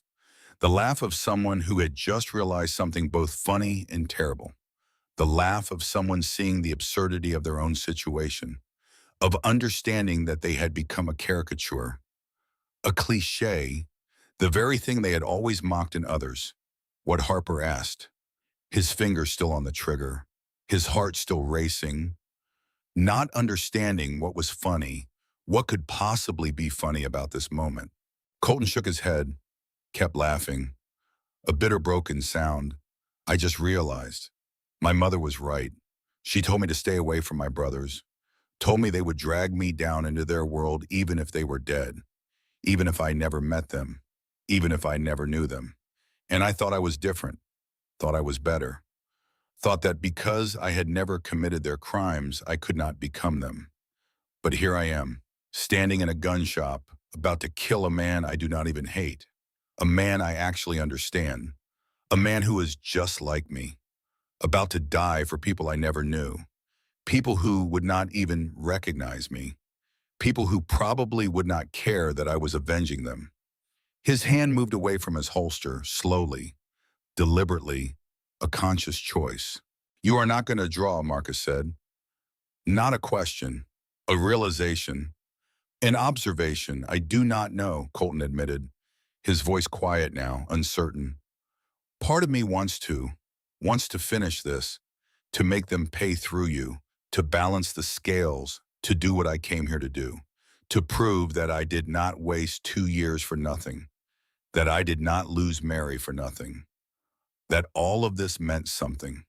And the other part, Marcus asked gently, prodding, pushing, trying to tip the scales toward mercy, wants to go back to Mary, to see if she will still have me, if there is anything left of what we had, if I can somehow undo the last 2 years and become who I was before, to try to become the man I was before those letters came, before I learned about brothers I never knew, before I chose revenge over love, to choose life over ghosts, to prove that my mother was right, but that I can still break free, that I can still be better, that I can still choose differently.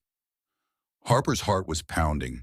He could feel the moment teetering, could feel it about to tip one way or the other, and he had no idea which way it would fall, could not predict, could not control, could only wait and hope.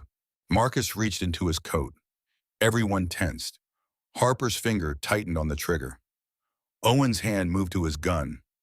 Colton's body went rigid, preparing for violence, preparing to draw, preparing to end this the way they both knew it might end. But instead of drawing his gun, Marcus pulled out the envelope again. The letter from Aaliyah. The final words of a woman who had tried to save the man she loved from himself. Read it, Marcus said, holding it out to Colton, his hand steady, his voice calm. What? Read it, please. I want you to see what she said. I want you to understand what I ignored for 14 years. I want you to have what I did not have. The wisdom to listen before it is too late. The courage to choose differently while you still can. Colton hesitated, his hand halfway to the letter. Then slowly, carefully, he took the envelope.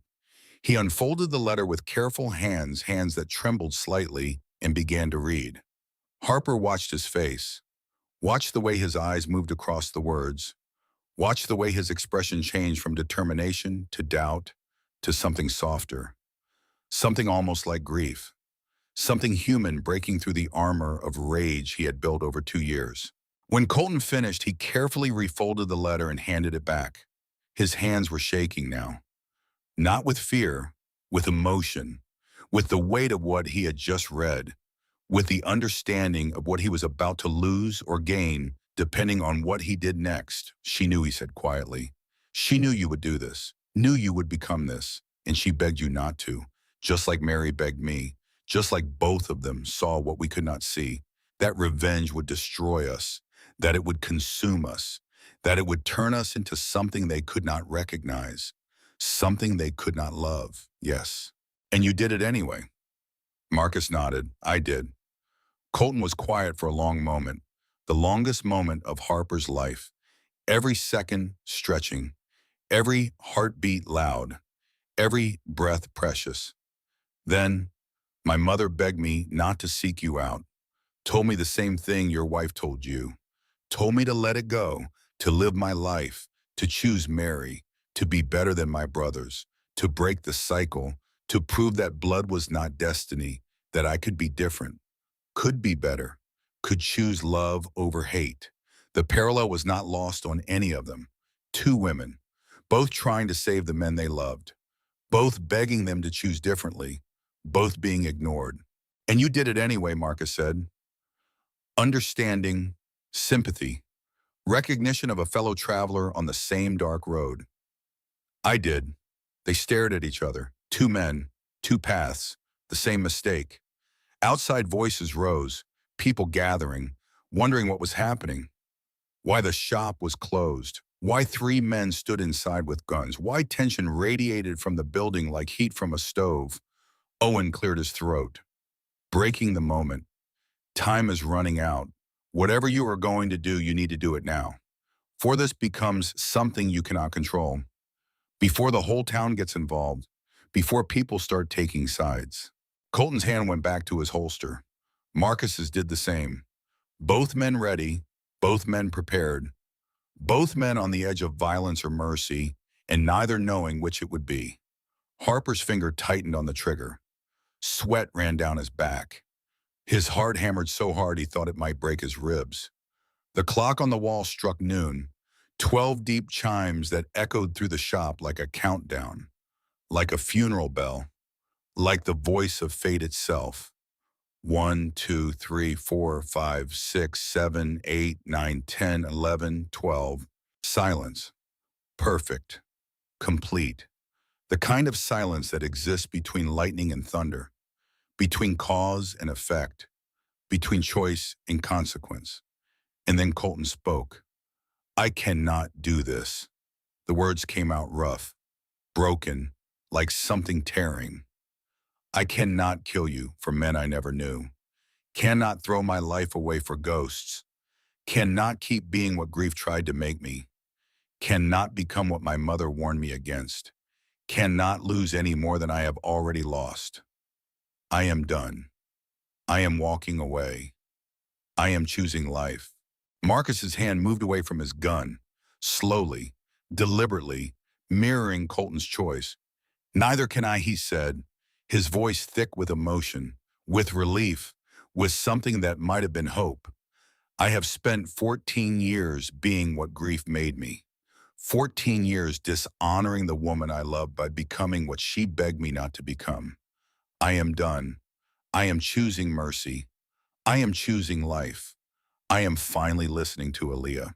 Colton looked at him with something close to wonder, just like that, after 14 years, after 6 deaths, after everything you sacrificed, just like that. But what about your wife? What about justice? What about the years you spent? What about the man you became? How do you just walk away from all of that? Marcus's voice was quiet but firm. She got her justice when your brothers died. That was justice. This, he gestured between them. This is just more grief, more weight, more ghosts, more death for no purpose. And I am tired of carrying them. Tired of being defined by what I lost instead of what I had. Tired of honoring death instead of honoring life. Aaliyah wanted me to live, so I am going to live. Harper felt something loosen in his chest. Something that had been tight for the last hour, for the last 16 years if he was honest. The debt he owed Marcus, the obligation he could never repay. Maybe this was it. Maybe this was how he honored what Marcus had done for him. Not by fighting, not by dying, but by witnessing, by being present for the moment when mercy won, when two men chose to stop.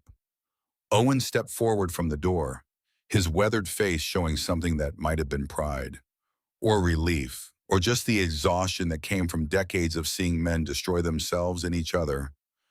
So that is it. You are both walking away after everything. After all of this, Colton looked at Owen, then at Harper, then back at Marcus. Yes, I am walking away. I am going back to find Mary if she will have me, if she can forgive me for the last 2 years, if there is anything left of what we had. Going to try to become who I was before the letters, before the training, before all of this, before I let ghosts turn me into something I never wanted to be. And you, Owen asked Marcus, his voice gentle, what will you do? I am going to try to live the way Aaliyah wanted me to, the way she tried to tell me to live 14 years ago, with an open heart, with hope, with forgiveness, without the weight of dead men on my shoulders, without rage, without revenge, without being defined by what was taken from me. I am going to try to be the man she married, the man she believed I could still be, even after everything, even after I became this. I am going to honor her by finally listening. Colton moved toward the door, each step deliberate, each step a choice. He paused with his hand on the frame, looked back one last time. For what it is worth, he said quietly, I am sorry about your wife. No woman should die like that. No person should die like that. And I am sorry you had to carry the weight of what my brothers did, even if you chose to carry it, even if you made yourself into what you became. I am sorry that my family caused you that pain.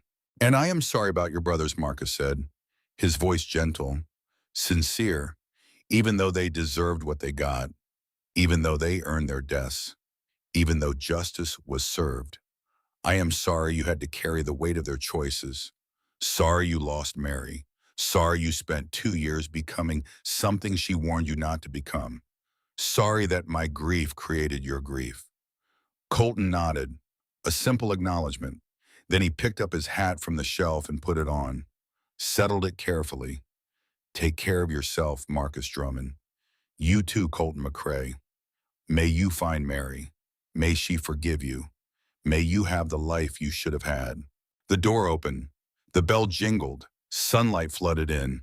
Bright, almost blinding after the dim interior of the shop. Colton stepped outside into the noon sun. The gathered crowd parted. Whispers rose like wind through grass. Who was that? What happened? Did they fight? Why is he leaving? Where's the blood? Colton ignored them all, walked to his horse with steady steps, mounted slowly, and rode away down the street. Not running, not hiding, just leaving. Choosing life. Choosing the future. Choosing to be better than his worst self. Marcus stood in the center of the shop, watching through the window until Colton was out of sight, until he was just dust on the horizon, until he was gone. And then his legs gave out. The strength that had held him upright for the last hour, for the last 3 weeks, for the last 14 years, finally failing. He caught himself on the counter, his whole body shaking. Harper was there immediately steadying him, strong hands on his arms. Owen brought a chair, old wood, solid. Marcus sat heavily, his face in his hands. For a long moment, he just breathed, in and out, in and out. The breathing of a man who had been holding himself together through sheer will and was only now allowing himself to break, to feel, to be human again. Mr. Drummond, Harper said gently, his own voice thick with emotion. It is over. Marcus looked up at him. His eyes were wet now, tears finally falling after 14 years of being held back. No longer needing to be strong, no longer needing to be the thing that hunted. It is over, he repeated, like he could not quite believe it, like he was testing the words, tasting them, trying to understand what they meant. 14 years, and it ends not with blood, but with mercy, not with a final shot, but with a final choice, not with revenge, but with forgiveness, not with death, but with life. Owen rested a hand on Marcus's shoulder. Solid, real, grounding. That takes more strength than killing ever could, more courage than any gunfight. You should be proud. Marcus shook his head, his whole body shaking with the force of his emotion. It does not feel like strings. It feels like being human again, Harper finished. Understanding, after a long time of being something else, after 14 years of being a weapon instead of a man, after 14 years of being driven by rage instead of guided by love. Yes, Marcus said quietly, his voice broken. Beautiful. Real. Yes. Outside, the crowd began to disperse. Whatever they had expected to see, it had not happened. There would be no blood to clean from the street, no bodies to bury, no story of violence to tell their children. Just two men who had chosen mercy. Just a confrontation that ended without death. Just the anticlimactic reality of people being better than expected. Jesse and Tommy appeared in the doorway, their faces full of questions, full of confusion, full of the need to understand what had just happened, what they had almost witnessed. Harper waved them away, firm but not unkind. Not now, later. Give him time. Give them all time. They left reluctantly, still confused, still curious, but smart enough to recognize that something important had happened, that they had been present for something rare, something that mattered. Marcus sat in the chair for a long time, not speaking, just sitting, processing, feeling, letting 14 years of armor crack and fall away, letting himself be vulnerable, letting himself be human. Finally, he stood, his legs steadier now, his breathing calmer. He walked to the leather case where his gun still lay. The Colt 1873 that had taken 6 lives, that had been his companion for 14 years, that had defined him. He looked at it for a long moment, at the worn grip, at the scratched barrel, at the weapon that had made him what he was, and then he closed the case and picked it up. "I think I am done with this," he said. Harper nodded, understanding, respecting the decision. "What will you do with it?" Marcus was quiet, thinking, deciding. "Then I want to give it to the local museum as a reminder of what revenge costs, of what it takes from us, of how mercy can end, what violence only continues, of how two men can choose to be better, of how the cycle can be broken if we are brave enough to break it." Harper smiled, the first real smile since Marcus had walked in. "I think that is a fine idea, the best idea I have heard in a long time." Owen nodded his approval, his old eyes bright with unshed tears. The weapon that chose peace over powder. A gun that ended a war not by firing but by staying holstered. A symbol of what we can be when we choose mercy over revenge, when we choose life over death, when we choose the future over to the past. Marcus looked at both of them, really looked at them, saw them. Two men who had stood with him, who had been willing to fight, who had witnessed his choice and respected it. "Thank you for standing with me today, for being willing to fight, for being willing to die if that is what it took, for caring enough to risk everything." Harper shook his head, his own eyes wet now. "Thank you for showing us there is a better way, for teaching us that strength is not about violence, that courage is not about killing, that the hardest battles are the ones we fight inside ourselves, that mercy is harder and braver than revenge." They stood together in the quiet shop, 3 men who had witnessed something rare, something important, something that would stay with them for the rest of their lives. The end of a cycle that could have continued forever.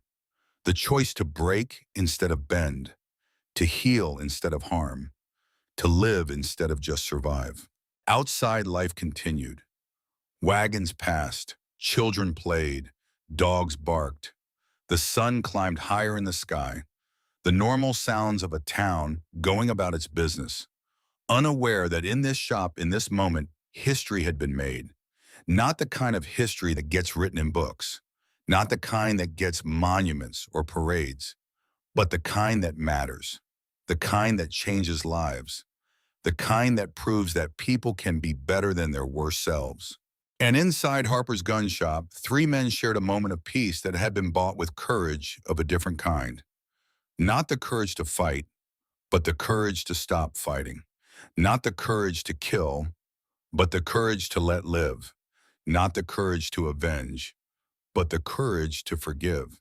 And in that moment, something changed, something fundamental, something that would ripple out into the world in ways they could not yet see, but that they knew in their bones mattered. The war was over, not with a final shot, but with a final choice. And that made all the difference. 6 months passed like water through fingers.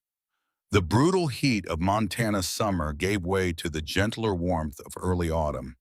The grass gold under August sun began to green again with September rains.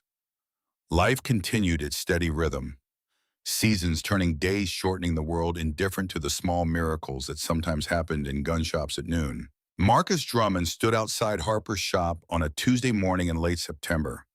The same day of the week, though, not the same time of day or the same season. The morning was cool, crisp, the first real hint of the winter that was coming.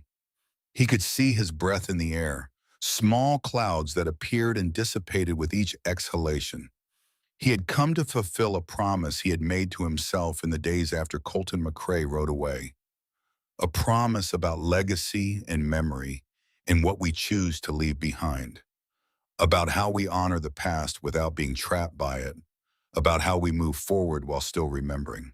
The bell jingled as he entered, the familiar sound, the same sound that had announced his arrival 6 months ago when he had come here expecting to kill or be killed, when he had been prepared for his life to end, when he had been ready for the cycle to complete itself in blood.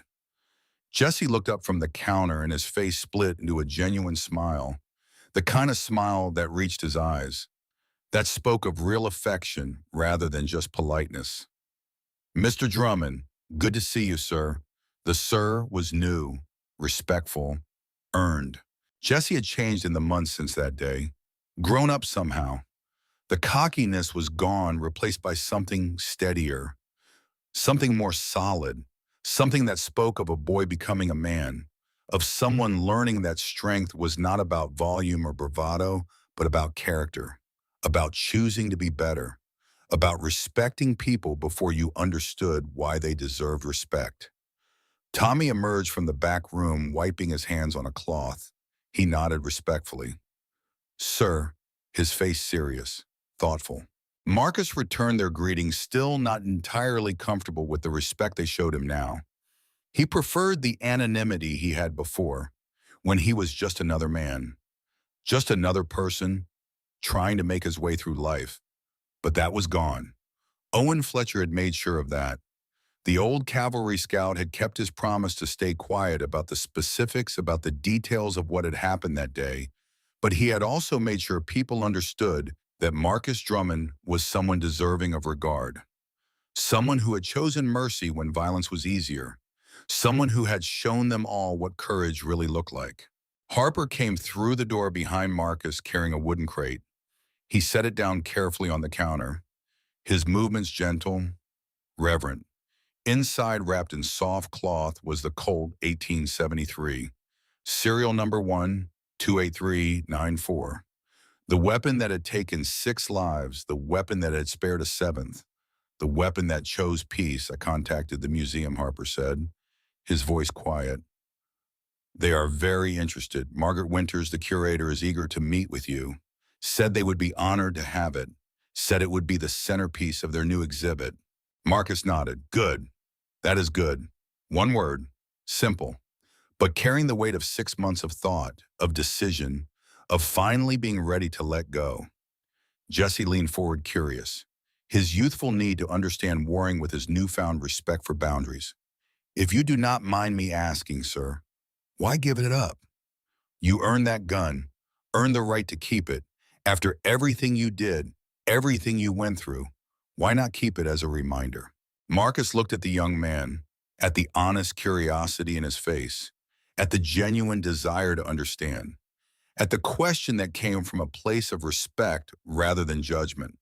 He took a moment before answering, choosing his words carefully, because keeping it means staying the person who needed it. "And I am trying to be someone different now, Someone who does not need guns to feel safe. Someone who does not need violence to feel justice. Someone who can walk through the world without constantly preparing for the next fight. I am trying to be the man I was before, or maybe someone new entirely, someone better than either. Tommy spoke up, his voice thoughtful. More mature than 6 months ago. My pa used to say that the hardest thing in life is not knowing when to fight, but knowing when to stop fighting. He died before I really understood what he meant, but I think I am starting to understand now. Sounds like a wise man, Marcus said gently. He was. Tommy's smile was sad. Wish I had listened better when he was alive. Wish I had asked more questions. Wish I had spent more time trying to understand instead of just waiting for my turn to talk. You are listening now, Marcus said gently, his voice warm, kind. That is what matters. Not when we learn, just that we do.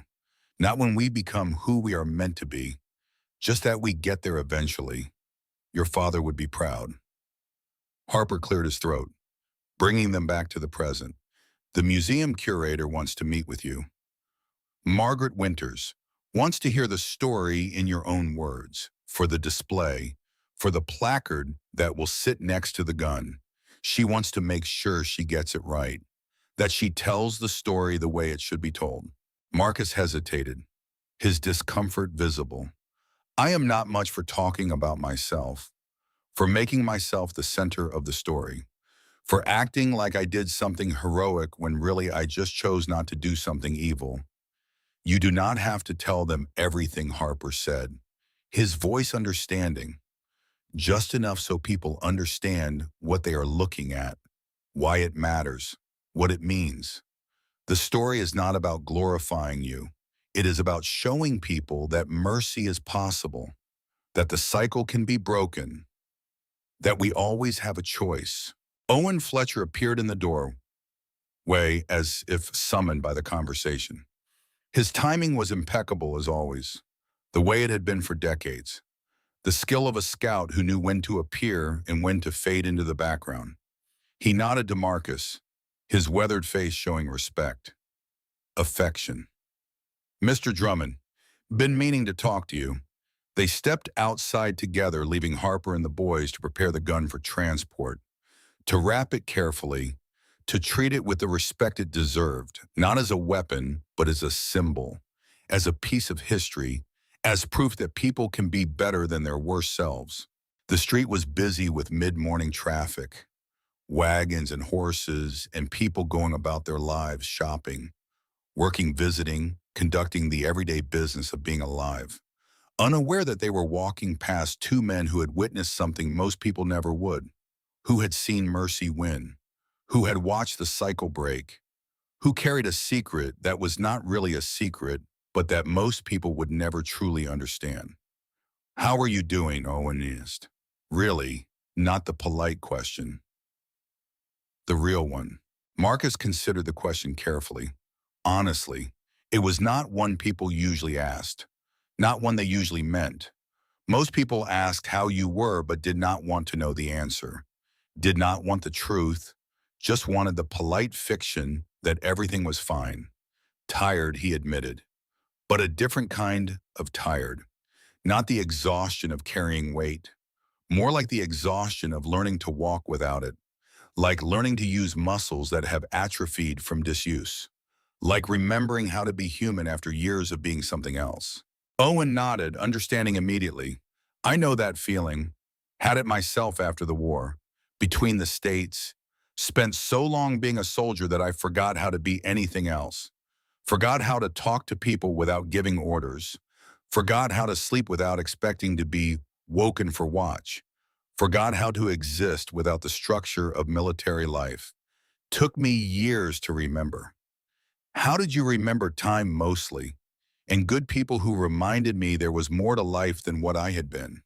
Who showed me patience. Who did not expect me to be immediately whole. Who understood that healing takes time. He looked at Marcus, his old eyes wise, kind. You have good people too.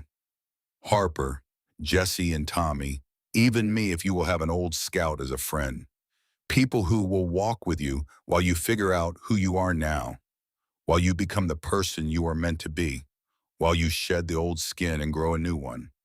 I would be honored, Marcus said, his voice thick with emotion, more honored than you know. They stood in comfortable silence for a moment, watching the town move around them. The rhythm of life, the beautiful mundane reality of people just being people. Not heroes, not villains, just human beings trying to get through the day. Then Owen said quietly, I have been thinking about that day, about what you and McCrae did or did not do, about what it means. Marcus waited, not pushing, just present. I have seen a lot of men face each other down. Owen continued, his voice taking on the quality of someone bearing witness, of someone speaking truth that needed to be spoken. Seen a lot of draws, a lot of gunfights, a lot of blood, men dying over insults, over women, over money, over pride, over things that did not matter, things that would be forgotten in a year or a week or a day. But I have never seen two men choose peace the way you did. Not when they had every reason to kill each other. Not when they had every justification. Not when everyone would have understood. That takes something most men do not have. What, Marcus asked? Curious. Wisdom, maybe, Owen said. Or just exhaustion. Sometimes they are the same thing. Sometimes you have to be too tired to keep fighting before you can finally stop. Sometimes you have to exhaust every other option before you can choose mercy. Sometimes wisdom is just another word for being done. But whatever you call it, it mattered. Still matters. You showed those boys in there, showed Harper, showed me, showed this whole town that revenge is not the only option. That the cycle can be broken. That we can be better than our worst selves if we choose to be. Marcus shook his head slowly, self-deprecating, still uncomfortable with being seen as exceptional. I almost did not do it, almost drew on him, almost finished what I started 14 years ago, almost let rage win, almost chose death over life. It was close, closer than anyone knows. But you did not, Owen said firmly, his voice allowing no argument. And that is what matters. The almost does not count. Only the actual, only the choice you made in the moment when it mattered. History does not care about what almost happened, only what did. They went back inside. The shop smelled like gun oil and coffee and the faint scent of tobacco from Harper's pipe. The curator from the museum had arrived while they were outside. A woman in her 50s with kind eyes and careful hands, graying hair pulled back in a practical bun. Simple dress, sensible shoes, the bearing of someone who took her work seriously, who understood the weight of being a custodian of history. She introduced herself as Margaret Winters, shook Marcus's hand with a firm grip. Harper had already explained the basics to her, but she wanted to hear from Marcus directly, needed to hear it in his own words. Mr. Drummond, she said, her voice gentle but professional. I understand you want to donate this weapon to our collection? I do, Marcus confirmed. May I ask why the same question Jesse had asked, but coming from a different place? From someone who needed to understand in order to do her job properly, in order to tell the story the way it needed to be told.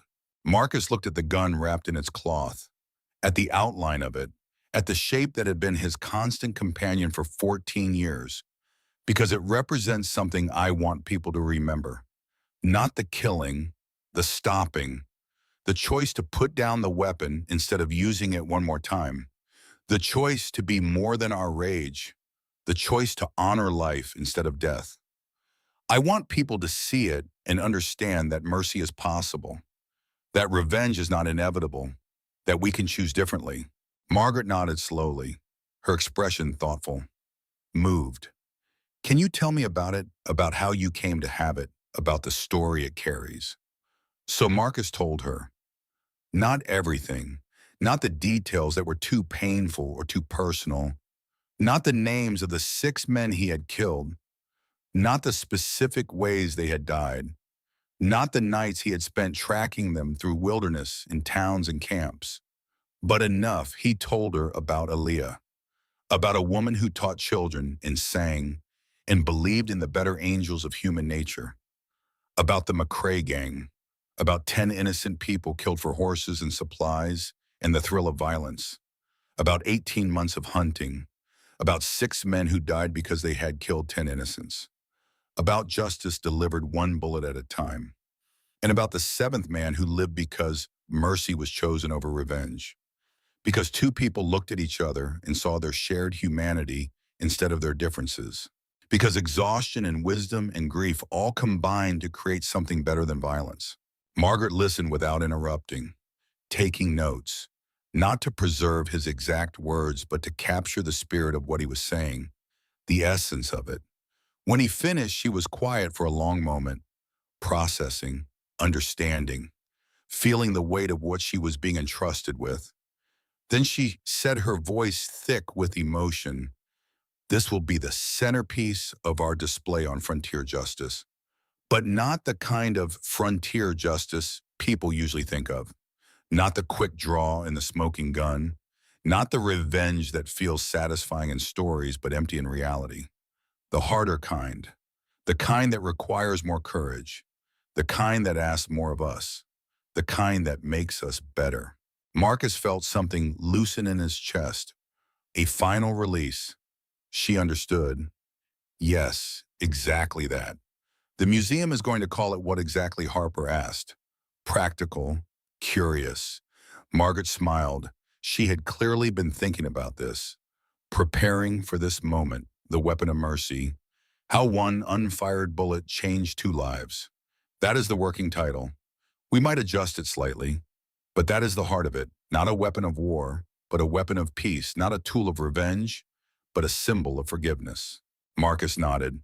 That is good. That is right. That is what Aaliyah would have wanted. They made arrangements for the transfer.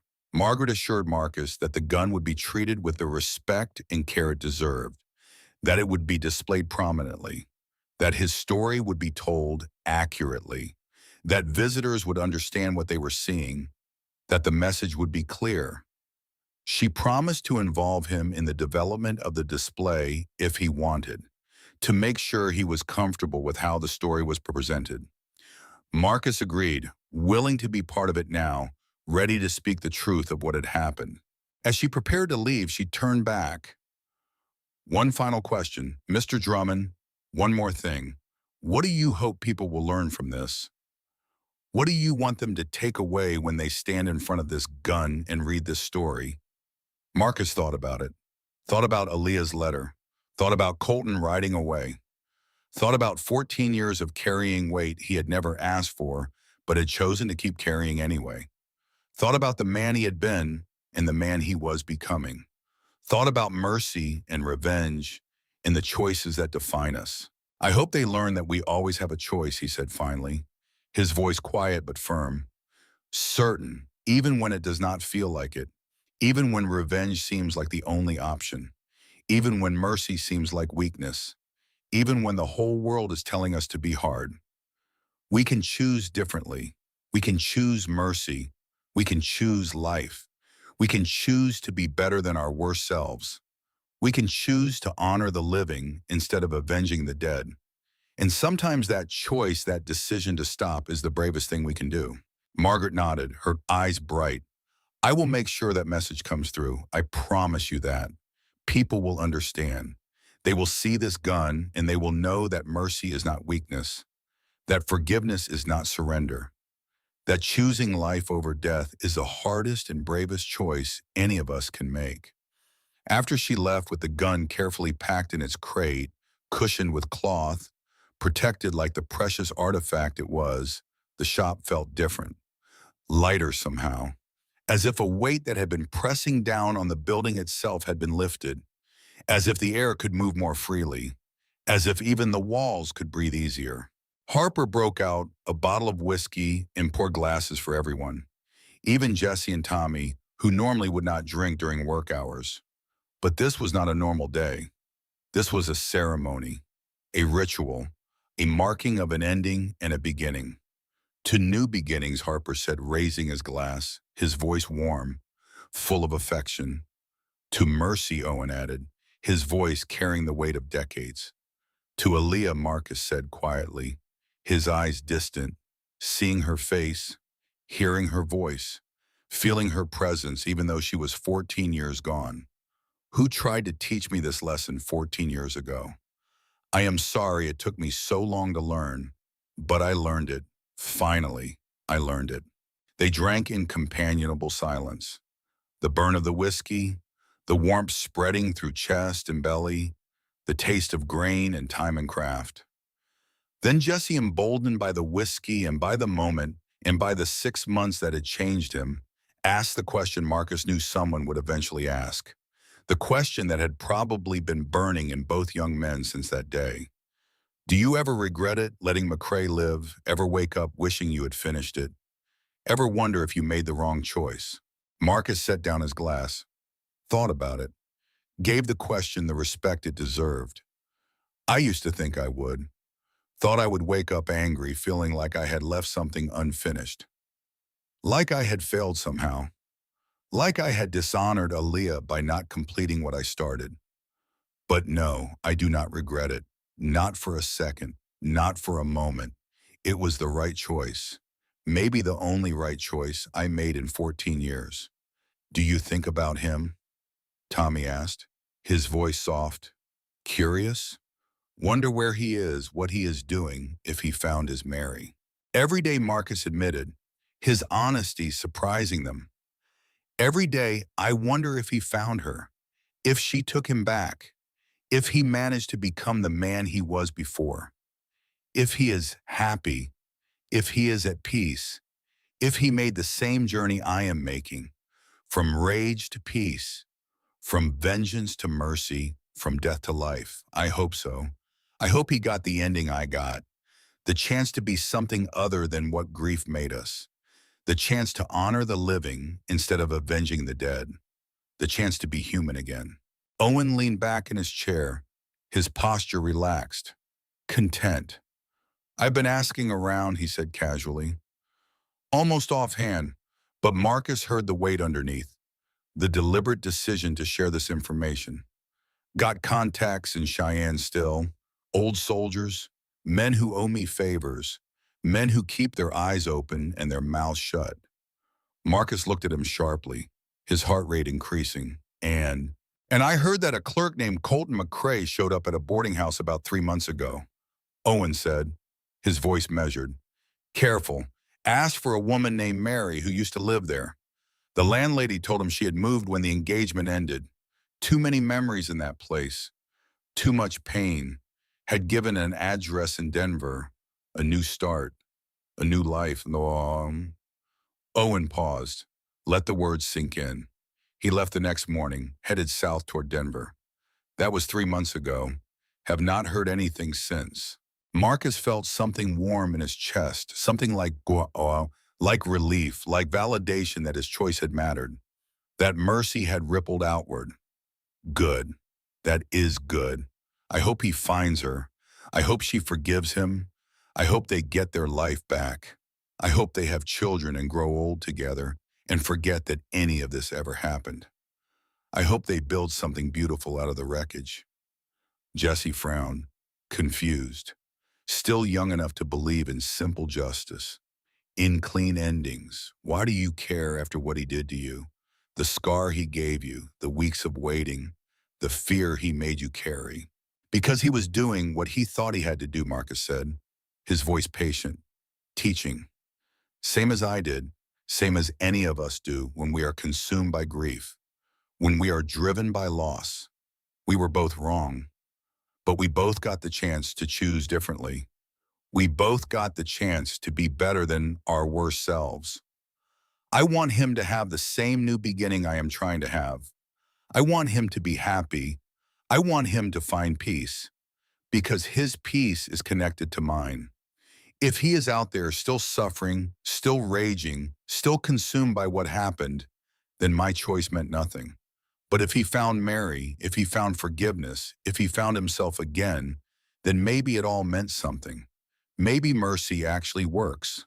That is not justice, Tommy said, still trying to understand, still grappling with the idea that justice and mercy might not be the same thing. No, Marcus agreed. It is not justice, it is mercy. And sometimes mercy is better. Sometimes mercy is what we need instead of what we deserve. Sometimes mercy is the only thing that can actually heal us. Justice is about the past, about settling accounts, about balancing scales.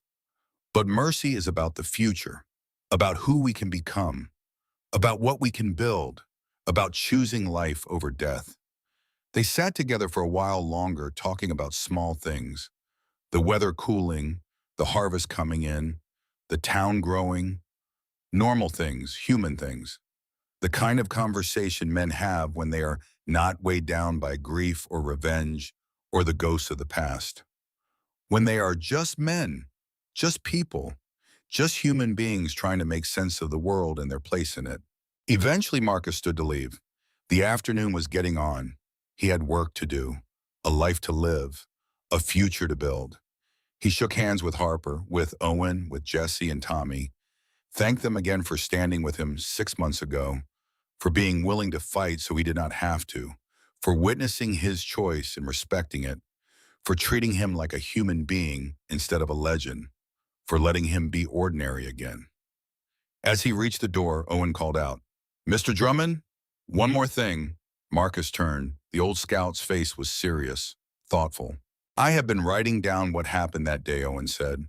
"The whole story, every detail I remember, every word that was spoken, every moment of tension, every choice that was made, for my grandchildren, for their grandchildren, so they know what real courage looks like, so they understand that strength is not always about fighting, that bravery is not always about violence, that sometimes the hardest thing is to stop." Marcus felt his throat tighten, emotion rising. "I would be honored. But Owen, please, do not make me into a hero. I am not. I am just a man who made a choice, who finally listened to what his wife had been trying to tell him for 14 years, who got tired of being what grief had made him. Do not make me into more than that." "I know," Owen said, his voice gentle, understanding. "You are just a man who made a choice. That is what makes it matter. That is what makes it important. That is what makes it worth writing down and passing on. Heroes are easy.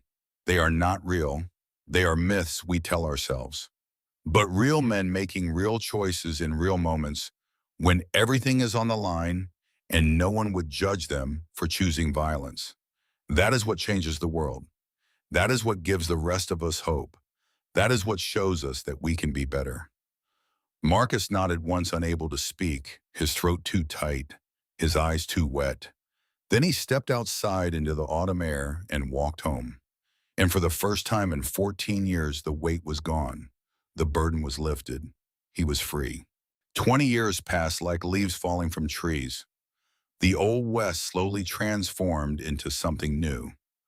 The wild territories became states. Montana joined the Union. The frontier closed. The railroad expanded. Towns grew into cities. The world moved on, as it always does, indifferent to individual stories carrying humanity forward, whether we are ready or not. Marcus Drummond aged with it. Gray came to his hair, lines deepened around his eyes. His hands, always strong, began to show the spotted evidence of time passing. But he lived. He truly lived the way Aaliyah had wanted him to. He never married again. There were women who were interested, kind women, good women, women who would have made fine partners. But Aaliyah had been his wife, his partner, his heart. There would never be another, could never be another. That space in his soul was hers and hers alone. But he lived fully nonetheless. He took up work as a carpenter, building things instead of destroying them. His hands, so skilled with weapons, proved equally skilled with wood and nail. He built houses, barns, furniture, things that would last, things that would shelter people, things that would make life better. He took pride in the work, in creating instead of destroying. He taught children to read at the church on Sundays, just as Aaliyah had done, passed on her legacy, honored her memory by doing the work she had loved. The children adored him, climbed on him like he was a tree, showed him their drawings, asked him endless questions. He answered them all with patience and kindness, and the deep contentment of a man who has finally found peace. He made friends, real friends, not just acquaintances, but people he trusted, people he laughed with, people he shared meals with. Harper and Owen, of course, but others too. The blacksmith, the minister, the doctor, men and women who saw him not as a legendary hunter of the McCrae gang, but as Marcus, just Marcus. A good man, a kind man, a man worth knowing. He laughed. Oh, how he laughed. The sound surprising him at first after so many years of grimness. But it came easier with practice, came more naturally as the years passed, as the weight stayed gone, as he remembered how to be human. He let go of the weight that had defined him for so long, let go of the rage, let go of the need for justice, let go of the man he had been and became someone new, someone better, someone Aaliyah would have recognized and loved. Harper's gun shop passed to Jesse when Harper died in 1903. A heart attack, quick and painless. He went to sleep one night and did not wake up. Jesse ran the shop with the same integrity his mentor had shown, the same fairness, the same dedication to treating every customer with respect regardless of their color or class or circumstance. And when people asked about the empty space on the wall where a shotgun used to hang, Jesse would tell them about the day two men chose peace, about Marcus Drummond and Colton McCrae, about mercy winning, about the cycle breaking, about courage that looked like stopping instead of starting. Tommy became a teacher, followed Marcus's example, taught children to read and write and think, taught them that strength was about character, not volume, about choosing right even when wrong was easier, about being kind even when the world was cruel. He married, had children, raised them to be better than he had been at their age, raised them to think before they spoke, to see people before they judged them, to understand that everyone carried weight they could not see. Owen Fletcher died in 1908, surrounded by grandchildren, having lived a long and good life. 82 years, longer than most, longer than he had expected when he was young and invincible and thought he would die in some forgotten battle in some forgotten place. His written account of that day in the gun shop became a family treasure passed down through generations, read and reread, discussed and debated, a reminder of what their grandfather had witnessed, of what was possible when people chose to be better. And the gun, the Colt. 1873 was serial number 128394, sat in a place of honor in the Montana Territory Museum. Later, the Montana State Museum after statehood, displayed in a glass case under carefully controlled lighting. Visitors came from all over to see it, families from nearby towns, tourists from back east, students on field trips, historians doing research. They would stand in front of the display, read the story on the placard beside it, and understand perhaps for the first time that sometimes the most powerful act is not pulling the trigger, but choosing not to. That mercy is harder than revenge. That forgiveness takes more strength than violence. In the spring of 1914, two young people stood before that display. The museum was quiet, mid-morning on a Tuesday, few other visitors, just the hushed reverence of a place dedicated to preserving history. A woman 22 with dark hair pulled back in a practical style and determined eyes that saw everything. Imani McCrae, though she had been born Imani Watson. She had taken her husband's name when they married the year before. A man 24, tall and lean, with a carpenter's hand strong and capable, and scarred from years of work. Terrell Drummond, named for his great-uncle, though he had never known the man. His grandfather's younger brother had died before Terrell was born, but the stories had been passed down, stories of a gentle man who became hard and then chose to become gentle again. They had come to the museum separately, drawn by different reasons, following different threads of family history. But they found themselves standing before the same exhibit, standing side by side, both absorbed in the story, both trying to understand their connection to this moment frozen in time. After a few moments, Imani spoke, her voice soft, respectful of the space and the moment. My grandfather told me about this gun before he died, said it taught him that mercy was stronger than revenge, that choosing not to kill someone took more courage than killing them, that walking away was harder than staying. Terrell looked at her with surprise, the kind of surprise that comes from an unexpected connection. My great-uncle told his brother the same thing. Marcus Drummond, he is the one who donated this gun, said two men chose peace when war was easier, said it was the bravest thing he ever did, walking away from a fight he could have won. They looked at each other, really looked, and something passed between them. Recognition, maybe. Or just the natural connection that sometimes happens between strangers who discover they share something important, something that matters, something that changed the course of their families.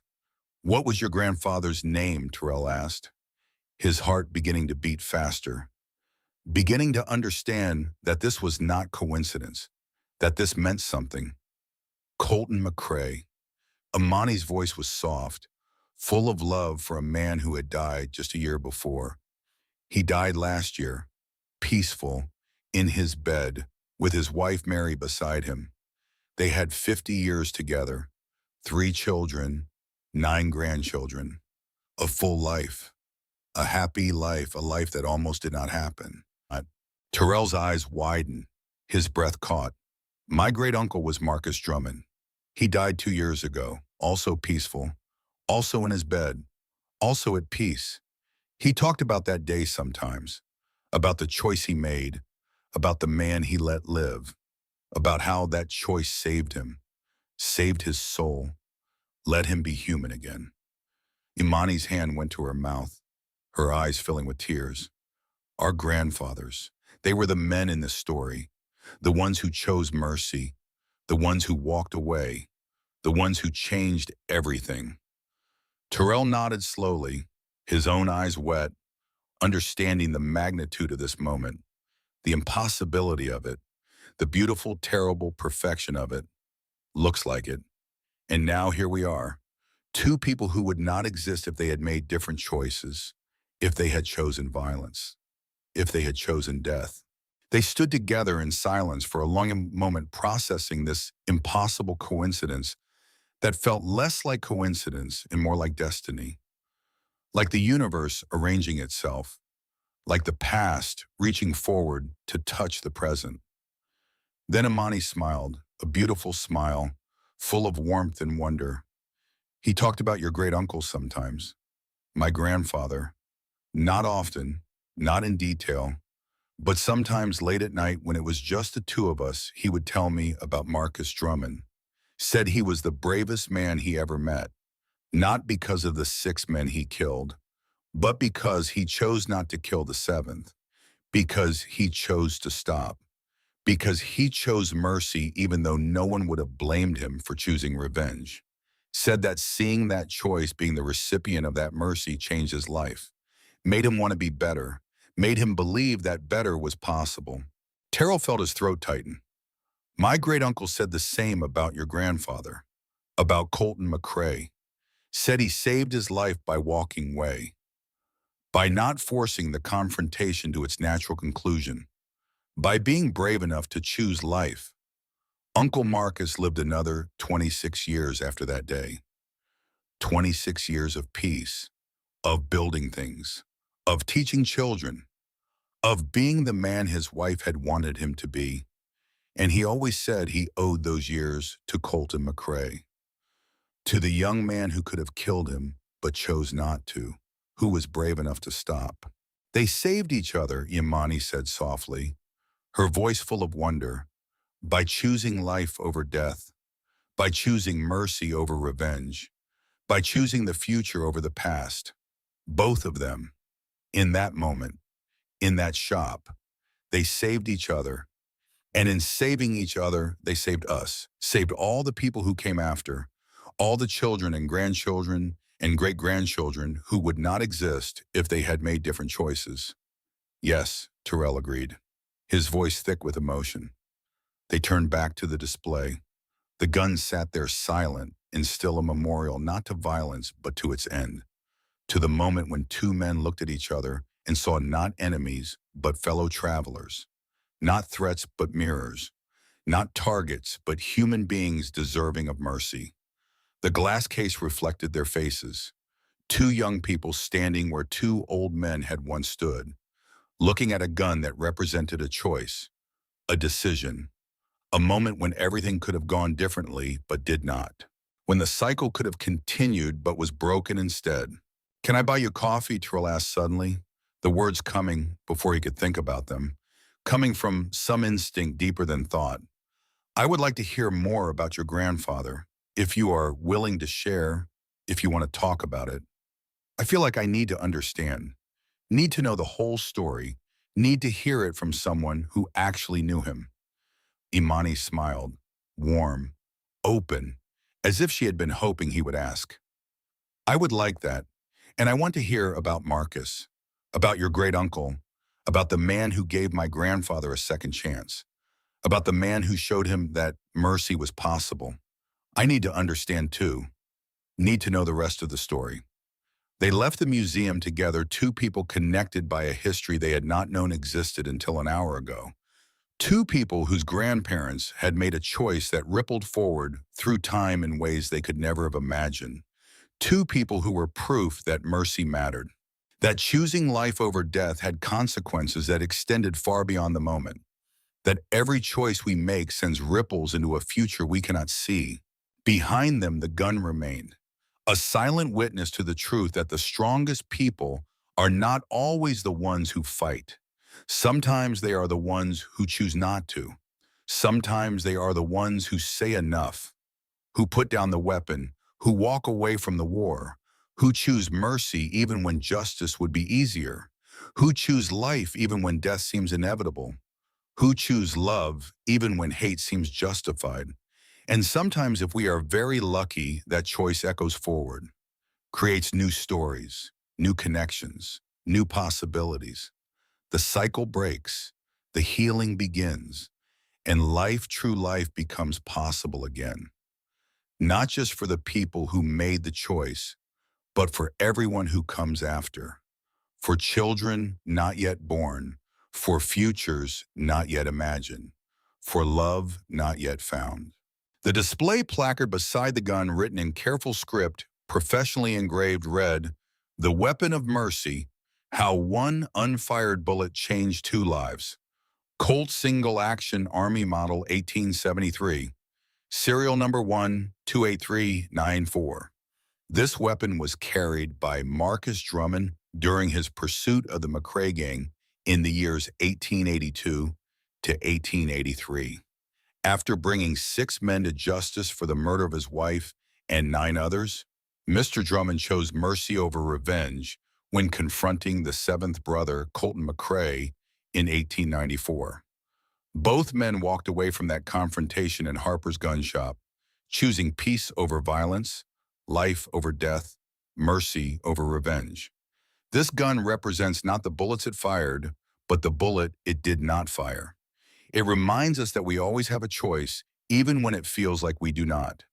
And sometimes the bravest choice is the one that ends the fight instead of winning it.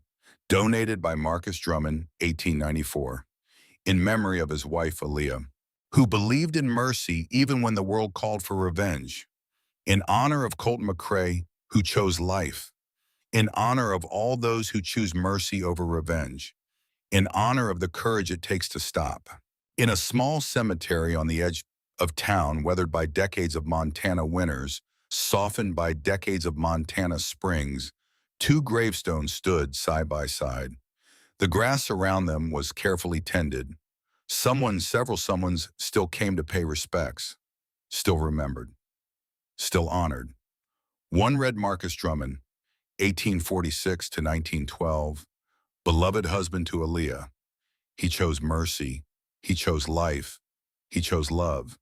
The other placed there by Marcus himself in 1881, Right after she died, when grief was fresh and rage was new, read Aaliyah Drummond, 1848 to 1880, beloved wife to Marcus. She taught him courage. She taught him mercy. She taught him love. Her voice still sings in the wind. Between the graves, Marcus had planted a rose bush 30 years before, a special variety, hardy enough for Montana winters, beautiful enough to honor her memory. It bloomed every spring without fail, deep red flowers that smelled like hope and memory, and the kind of love that survives even death. The kind of love that changes people, that makes them better, that lives on long after the people themselves are gone. Visitors to the cemetery often stopped at those graves, read the inscriptions, wondered about the story behind them, about the couple commemorated there, about the mercy and courage and love that the words spoke of. Some knew, most did not, but they all felt something standing there. Something about the roses and the words and the way the wind moved through the grass. Something about love and loss and the choices we make when everything else is stripped away. About who we become when we are tested. About who we choose to be when no one is watching. In the summer of 1914, on a warm afternoon when the sky was that particular blue that only exists in Montana when the air smelled of grass and distant mountains, impossibility, Terrell and Imani visited those graves together. They had been courting for 3 months ever since that day in the museum, ever since they discovered their connection, ever since they understood that their grandparents' choice had made their meeting possible, had made their love possible, had made their future possible.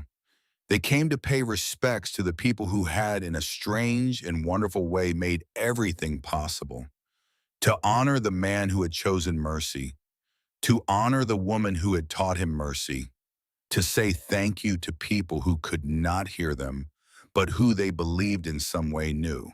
Imani placed flowers on Marcus's grave, fresh wildflowers picked from the roadside on the way to the cemetery.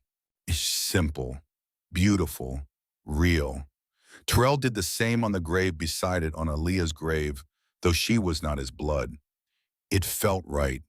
These two were connected in death as they had been in life. Two halves of a whole. Two souls that belonged together. He loved her so much, Imani said softly, her voice full of emotion.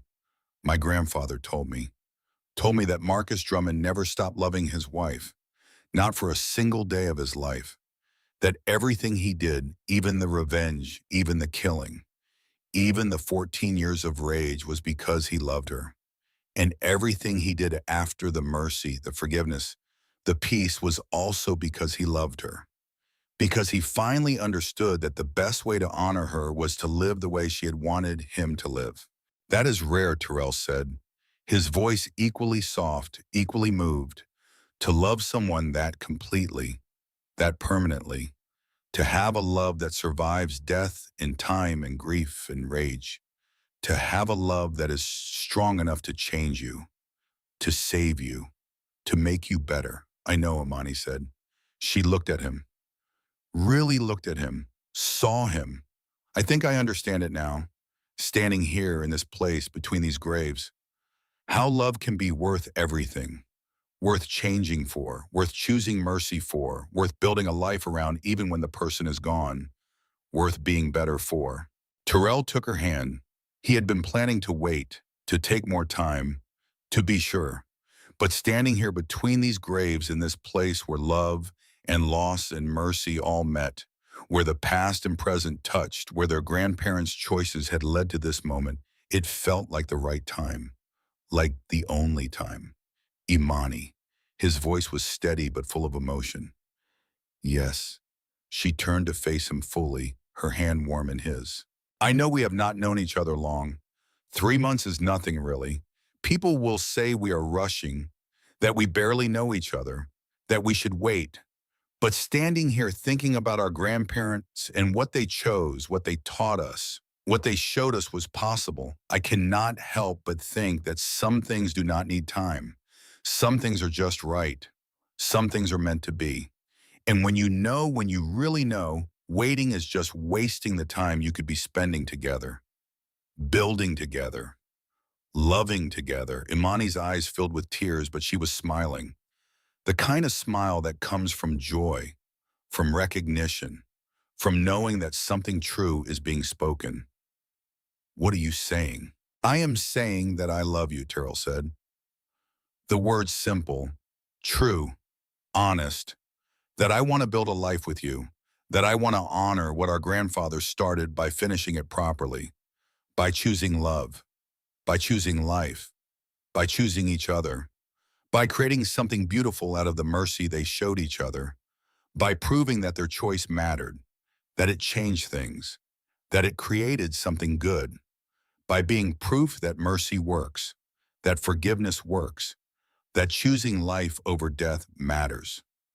Amani squeezed his hand, her tears falling freely now, tears of joy, of love, of recognition that this was right, that this was meant to be, that their grandparents' choice had led to this moment, had made this moment possible.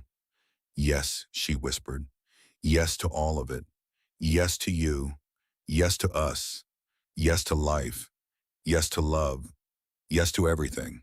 They stood together between the graves as the sun set over Montana, painting the sky in shades of orange and gold and red.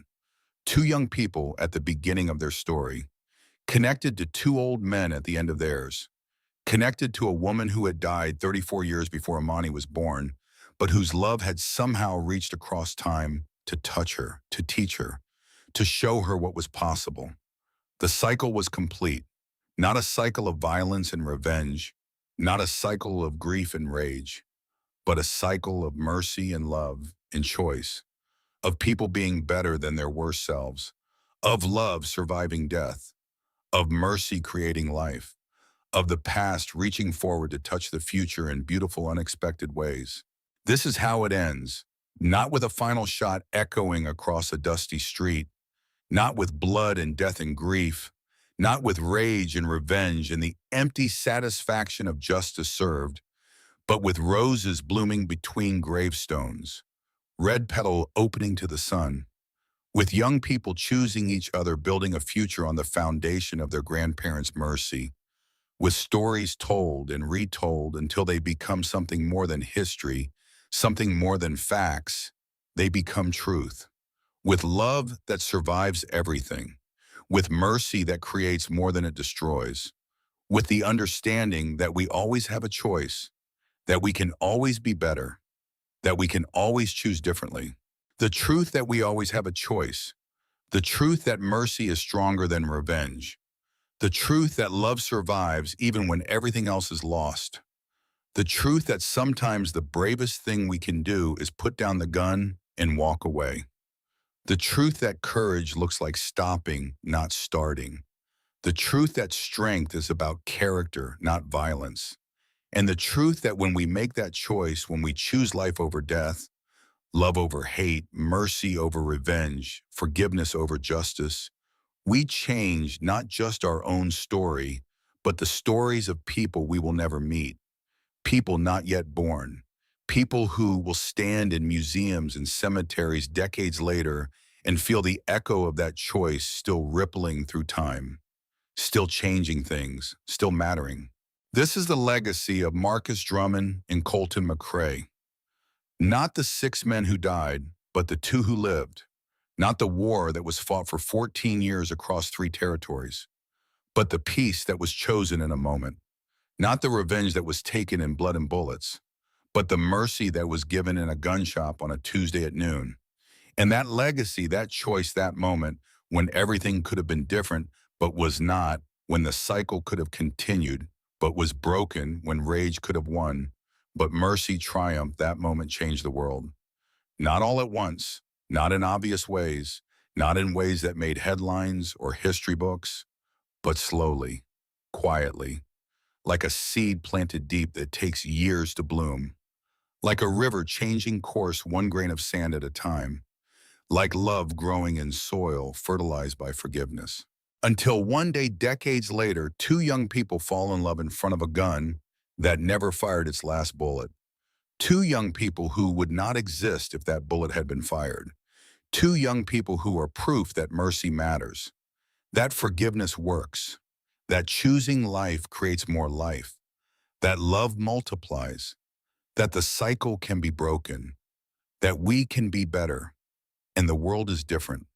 Better, brighter, kinder, more human.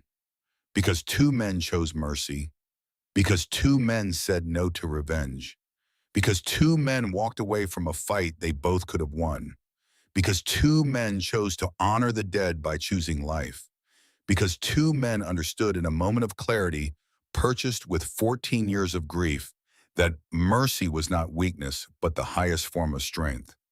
That forgiveness was not surrender, but victory. That walking away was not cowardice, but the bravest act possible. And somewhere in whatever place exists beyond this one Aaliyah, Drummond smiles. Her voice that could make grown men cry, that voice that taught children and sang hymns and spoke words of love and wisdom, that voice that was silenced by violence but never truly died sings. She sings of mercy. She sings of forgiveness. She sings of love that survives death.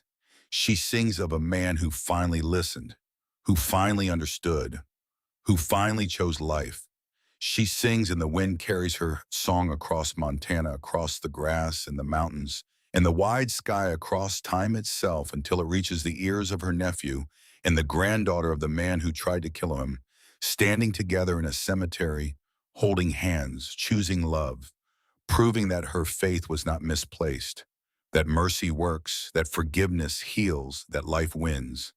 She sings and her song is the sound of hope, the sound of healing, the sound of love triumphing over hate, the sound of mercy defeating revenge, the sound of life conquering death, the sound of the cycle breaking, the sound of people being better than they thought they could be, the sound of the future being brighter than the past, the sound of two men walking away from guns, the sound of two young people walking toward each other, the sound of roses blooming between graves, the sound of stories becoming truth, the sound of mercy changing the world one heart at a time.